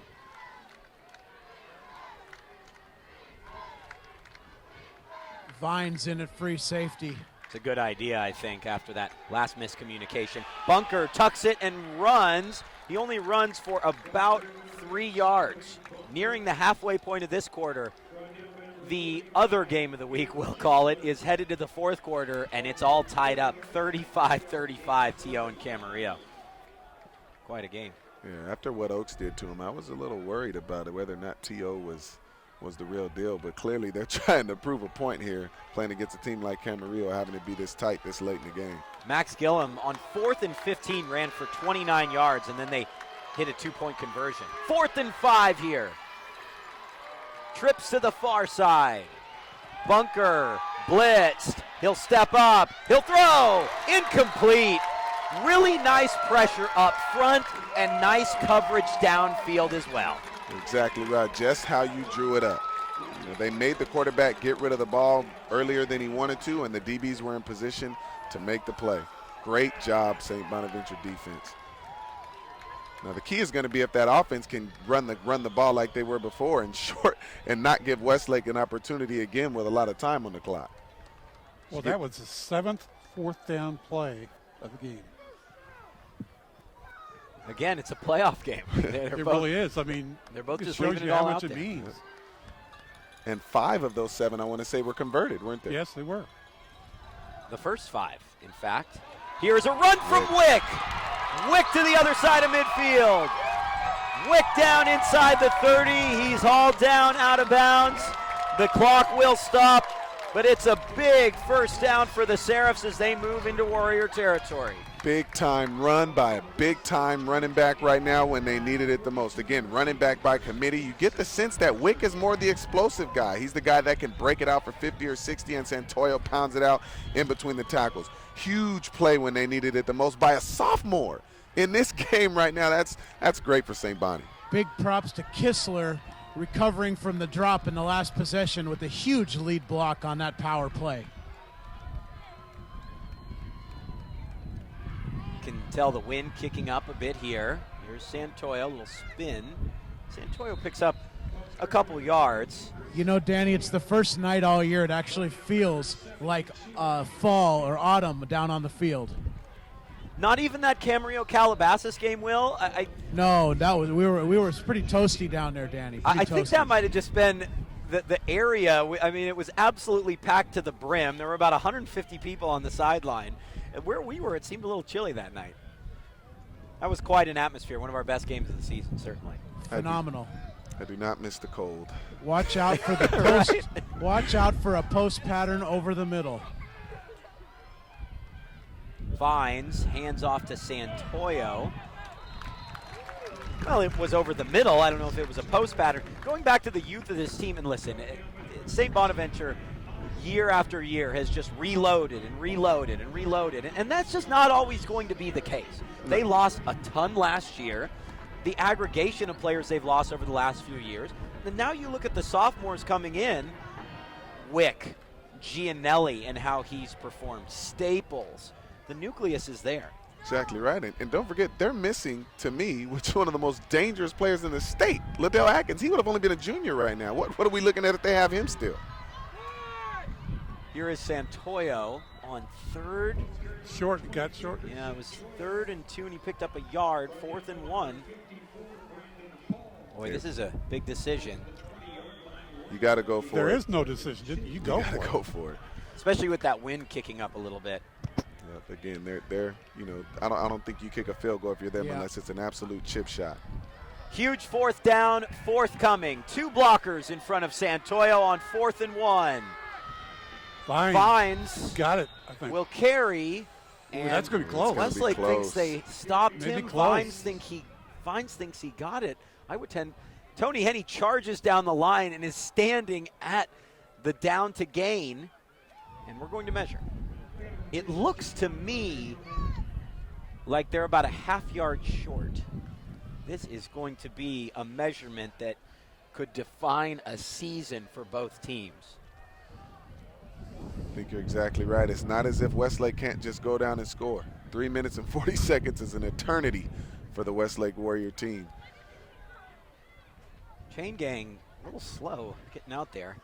We don't have a great angle because the Seraph players are in the way to an extent. I gotta say, it looks to me like I think they got a favorable spot. I think they might have got it. This is going to be so tight. They're short by half a yard. First down for Westlake, a huge play from the Warriors, and that is back-to-back-to-back unsuccessful 4th down conversions from these two teams. Both teams rising to the occasion. Again, feeling the heat. This is a postseason game. There's 3 minutes and 40 seconds left to play for your postseason life. Let's see how Westlake responds. Again, their defense has come to play. They're giving them opportunities. Westlake's offense has got to come alive again like they were earlier in the game, and especially in the first half, and engineer a drive. They don't even have to get 6. 3 will do it. And they do have the wind at their backs as well. St. Bonnie in 2 deep, so you get the sense they don't want to give up anything long. They want to make them earn it.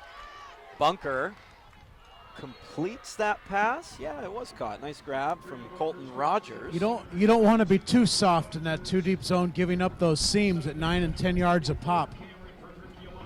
Got to still reroute those inside receivers. 3 timeouts for the Warriors, 2 remaining for the Seraphs. Before you know it, clock will be under just a couple minutes to go. Now this is complete. Vinny Corso, and Corso still on his feet. Big gain for the Warriors down to the 44-yard line. St. Bonaventure got caught gambling there. Number 3, Keenan Romero, came up in a robber coverage, and that corner route came free over the top.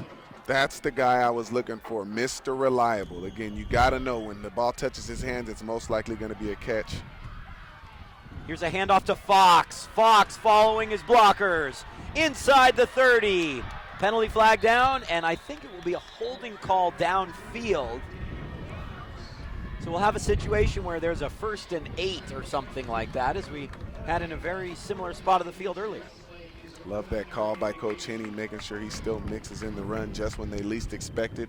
There's still a lot of time left, but I think you're more worried about the pass right now if you're St. Bonaventure, and again, making them have to earn every bit. So it was a nice job sneaking in a run, and it ended up picking up a lot more yardage had it not been for that penalty.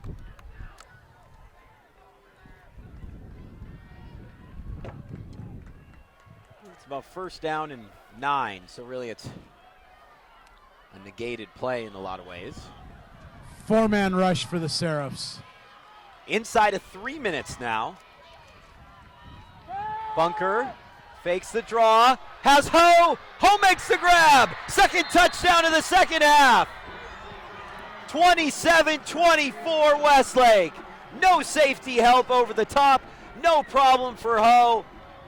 Perfectly executed, and the Warriors jump in front. Well, that time, Danny, St. Bonaventure started out in that cover 2 that Lorenzo talked about, but on the snap, they rolled Darius into center field. Vines did not quite make it deep enough for that post pattern. You got to love this quarterback for Westlake. Ice in his veins right there. I mean, the guy is taking the team and putting them on his back. I mean, we're talking about a team who hangs their hat on running the ball this year. That's what they've done with Chase Jasmine and even with Fox for the majority of the year. You saw them trying to get the ball to Theo Howard behind the line, but they're dependent on him right now in the biggest game of the year so far, and he's responding. Again, a senior quarterback showing that age matters. Gotta love it. Well, he's coming off his best game of his career last week. Threw for 328 yards. Tonight he has he's completed 16 to 25 passes for 283 yards. This is the difference when you're talking about teams that are great and teams that are good. I mean, this is the stuff we're talking about at the next level, college and the pros. That's why we love Tom Brady so much, even if we hate him. It's because he steps up and he responds in these kind of situations. You can't do anything but respect that from a player, especially, again, in high school. I love it. I love it. Well, I tell you what, that 5-yard penalty for delay of game really changed the complexion of this game. It absolutely did, Derry. You're always so outstanding at pointing out those intricacies. Now, plenty of room to return this along the left side. Great field position on the way for the Seraphs. David Lopez up to the 40. Both times St. Bonaventure didn't convert on 4th downs. They were in a situation where it was 4th and 1, 4th and no more than a yard, and they got penalties that backed them up. And both times they did not convert. Yep, exactly right. So not as many self-inflicted wounds as last week, but still, they're in situations where they can make plays to change the game, and then they end up making it harder on themselves than it needed to be. Well, this is certainly what you dream of as a kid, especially one like Darius Vines, who has such an affinity for the Seraphs. Your season is on the line. You're the starting quarterback. Time to go out and make some plays. Vines will step up and run, and he dives forward beyond midfield. The clock will continue to Short run. of 1st down. Clock not too big of an issue yet, as long as the ball and the sticks keep moving. It's still over 2 minutes. Has Darius Vines maybe been holding back on us a little bit in terms of when he runs the ball? I still wonder, because He hasn't had an inordinate amount of dropbacks yet, though. 2nd and 1, give to Wick. Wick gets the 1st down. That stops the clock. 2:06 to go. 2 timeouts for the Seraphs. They're really attacking the middle of that field. You get the sense that's where the weakness is for Westlake right now, their inability to stop or to not get pressure, rather, in the trenches. Vines wants to snap the ball quickly. About 10 seconds have elapsed after the end of the last play. They'll run again. And Wick only gets to the 40. Got to hurry things up here, I think. Still 2 timeouts for the Seraphs. A decent amount of time. But you need to get this next play called and up and running pretty quickly here. Wick has 94 yards rushing this half. He's really had a breakout 3rd and 4th quarter. Vines, plenty of time, drops back, delivers a strike, caught, out of bounds. It's that easy. Deshaun Staples, nice grab. That almost has to be an automatic within any offense, Lorenzo. One-on-one, short side, take the throw to the sideline, stop the clock right away. Without a doubt, like you said, you get the yardage and you get the clock stoppage. So you gain yardage and got an extra timeout. I think Westlake has to find a way, and they're doing it now by scooting it up their corners. They cannot let them get 5 and 6 yards a pop like that. Great work from the coaching staff and Vines to be on the same page there after a running play. Here's Wick running to the right. Wick over 100 yards. Wick into the secondary, and Wick has a first down. The clock stops. The Seraphs are at the 16-yard line. See the Westlake defenders trying to strip away at that ball. and really, what else can they do? When you can't stop the run, nothing they're doing is slowing St. Bonaventure down, so you got to go for a turnover somehow, some way. Now the Seraphs probably don't mind running the ball a couple times. Watch out for Bravo over the middle. It's a great point. He's the middle receiver There he near is. side. Vines throwing complete. Another grab from Lopez. I should say another play from Lopez. It's his first catch on the drive, but he had that nice kick return that really kick-started this whole push for the Seraphs. And now 1st and goal from the 5.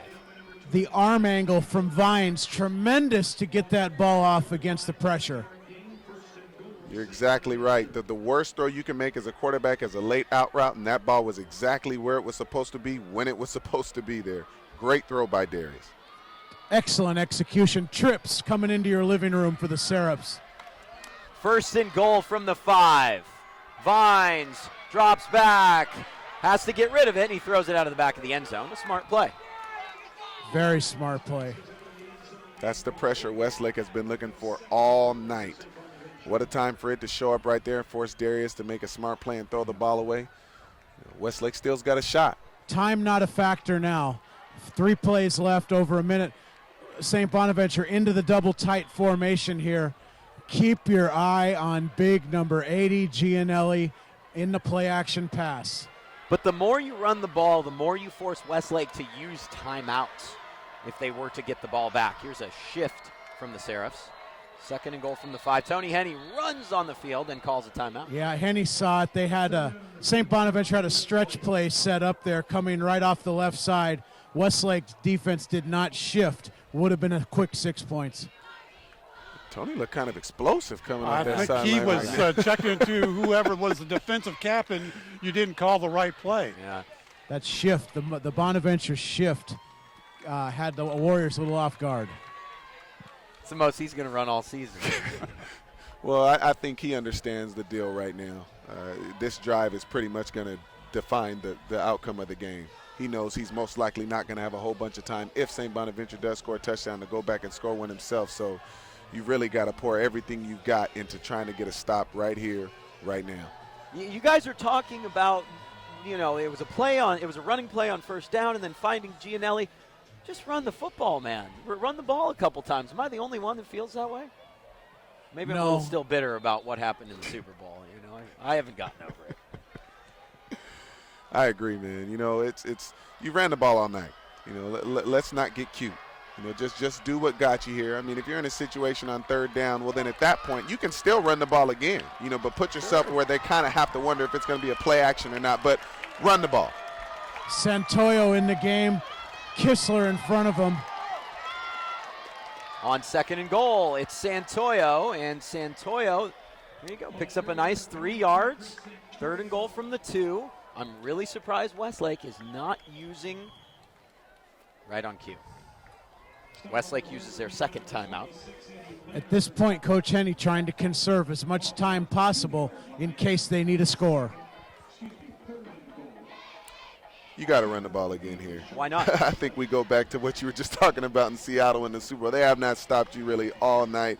Run the ball again. And then on 4th down, you have the opportunity to either run it again, depending on how much, if you pick up a yard or not. You can play action and have Gianelli sneak off into the flat. He's huge. I don't think they have anybody in the secondary that could, if you throw a jump ball to Noah Gianelli, that can go up with him and get it. Lorenzo, would you put it past Vines to keep the ball on a naked boot around the outside possibly? They haven't done it all night. I mean, hey, he can fake it and then just take off. He's as fast or faster than anyone they've got in the secondary right now with Theo Howard out. Yeah. Just let it be a race to the goalpost. Yeah, you got to think in that power I formation. That's in the playbook somewhere for St. Bonaventure. And if they are going to do it, let's fake it to the right. That he has more field coming here to the left. But again, Tony Henney's teams, they're very disciplined. So you got to think that if he does, there's going to be somebody here to try to flush him back inside. I wouldn't rule it out. Santoyo, the back. Santoyo spins off to the right and spins in to the end zone. Touchdown, Serifs. Back-to-back runs for the senior Santoyo. His 9th touchdown on the year. He won't score a more important one than that. Serifs by 2, 47 seconds remaining.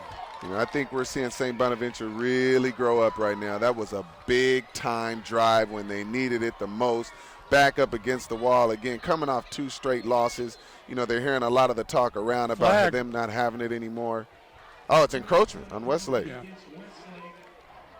And Serifs will get an extra yard to attempt this. This is an important PAT to stretch it to 3 because, again, obviously Alex Ball, Kevin Roblader on here, but Crawford Pearson's good. He's a decent kicker. And the PAT forthcoming from Bravo. Bravo's kick is up and through. The Westlake kicker has not had a field goal longer than 32 yards. That is this season. true, but he is 4 of 5. I would like to point out one oddity, is that we were talking at the end of the second quarter about a scenario where Westlake had 47 seconds and 1 timeout remaining and what they could do with that. Right now, Westlake has 47 seconds and 1 timeout remaining to win this game and keep hold on the postseason. Yeah, and I think, with the way this quarterback has been playing, that's enough time. That's a sufficient amount of time for him to drive Westlake down and put them in a position to have a play or 2 to try and go and win the game, or to kick a field goal even. 47 seconds and a timeout for as accurate as he's been, as calm and cool and collected as he's been when they've needed him to be. He's got time to get them in field goal range and possibly, push us into extra time overtime, and see what happens after that. You've been watching some soccer? I wanted to actually have extra a little time. bit. Yeah, I like to hear that. Joe Curley and I are going to bring you out to watch a game with us sometime. I need to watch a professional St. soccer Bonaventure almost kicked the ball off with 10 men on the field. Finally, the kicker, Bravo, waving in disastrous. The 11th man. Hard to believe you could break the huddle in that situation. Like you said earlier, Danny, these are the situations you're made for, the ones you dream about. And I can guarantee you this quarterback over here on Westlake's side has been thinking about an opportunity to do this in a rivalry game his whole life. It's a squib kick. Going back to field it is Corso. Corso gets up to the 15-yard line. Sometimes on broken plays like that, it can get a little nervy, though, can't it? Well, and that's the thing and St. Bonaventure did a good job of their guys running down that kick and not breaking contain, staying in your lane. In that situation, you see the ball on the ground, and a lot of times an undisciplined team just goes straight at the ball. No one's outside, and he gets around the edge and goes to the house. So, a good job by St. Bonaventure staying disciplined. 85 yards in 41 seconds. Can they get it done? 1 timeout remaining. Darius Vines and Jacob Bravo will be the 2 deep safeties as Grant Bunker goes to work, trailing 31-28. What a night it has been. Bunker, first pass, incomplete, in and out of the hands of the intended target. A few more yards lead from Vines. He might have picked that off. It's going to be hard for St. Bonaventure to get anything over the top from their outside receivers. They're going to need to hit the seam. They're in 2 deep, and they're going to need an accurate zip on the ball from the quarterback in the middle of the field. Well, that last touchdown was the same play they almost scored on before. Inside screen and a room and blockers for the Westlake wide receiver. Boy, the Serifs did a nice job to come up and cover that. Who makes the play? Jack Cameron breaking through because he's had 3 blockers downfield. Without a doubt. He had a lot of space in front of him, and as you said, a handful of blockers as well. That could have ended up being a heck of a lot worse than it is right now. They could have taken the opportunity to spike the ball. There's only 22 seconds left. Bunker will run. Bunker gets the first down. Bunker's out of bounds at the 50. Sorry, Will, you were saying? I was just on the same line of thought as you, Danny. 1 timeout left. might have burned one at that point. You see it too much at all three levels. There's like 30 seconds left in the game, and you're not clocking the ball on first down. There's really no point. Yeah, not an excellent job there in clock management from Westlake. I think Westlake needs to pick up about 10 yards, take a timeout, and take a shot at the end zone. Yeah, you get the idea now that Field goal is out of the question. More than likely. Bunker with plenty of time. Bunker throws, and that's incomplete. What a big play defensively from Darius Vines. It's always a good sign when your quarterback can make that play.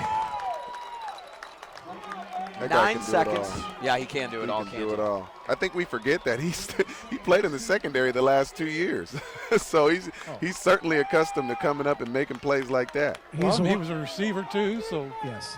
He's one of those guys you could put on just about any sporting surface and give him the ball and he'll be fine. He's a five-tool player in baseball. I think he might be on the gridiron as well.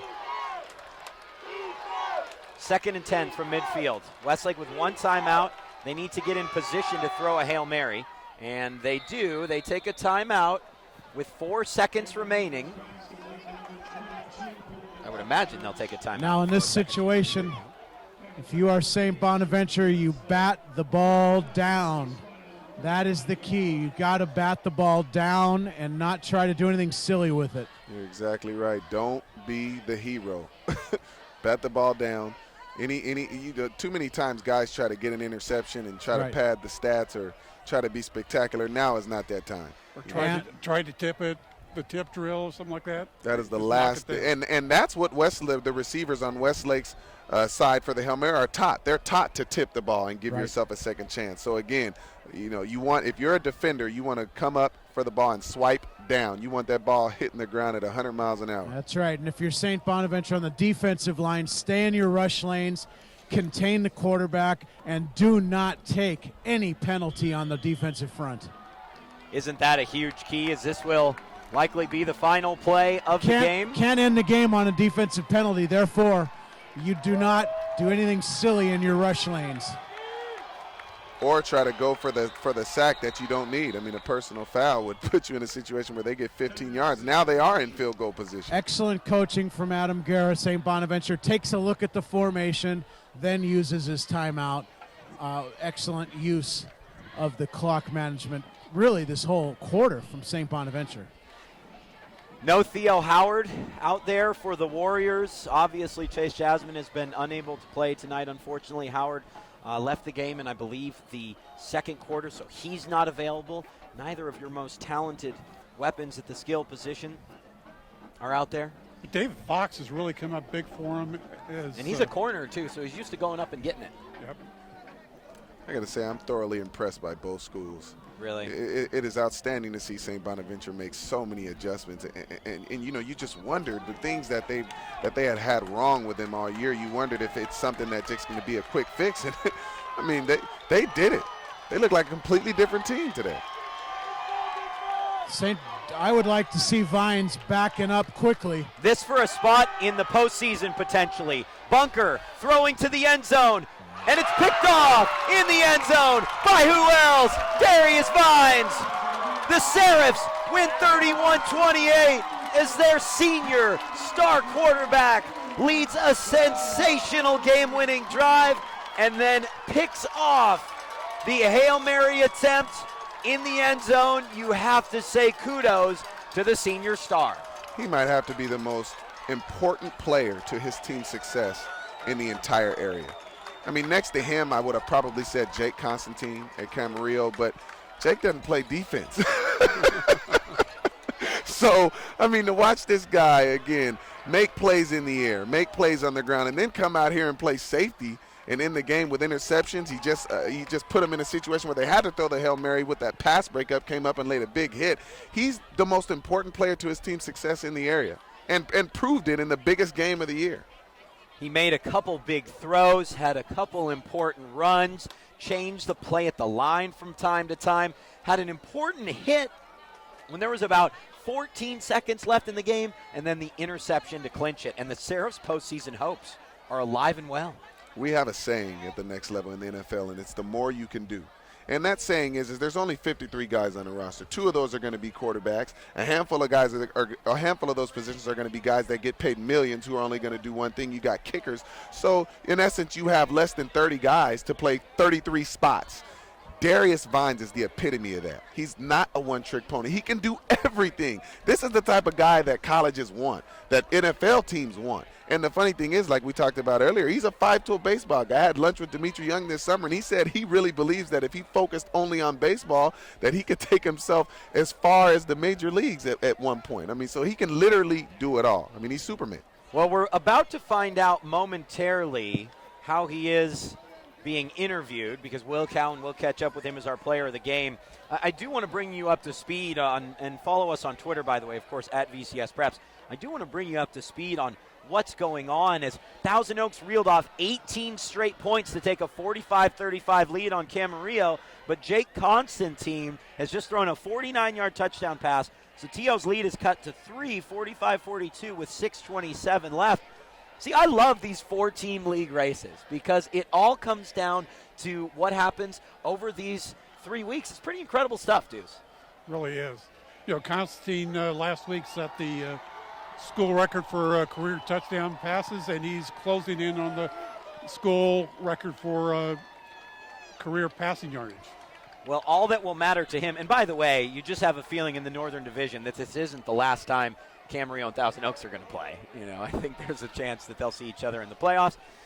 Well, it looks like the Seraphs are just a win away from the playoffs, and Will Cowan is down there with Darius Vines. Will, let's toss it down to you with the Seraph standout. On the field with senior Darius Vines. Darius, I got to go there first. 2 weeks ago, after the Camarillo result, and obviously last week, the difference in 2 weeks for this team. Talk to us about the character of the football team tonight in a must-win game.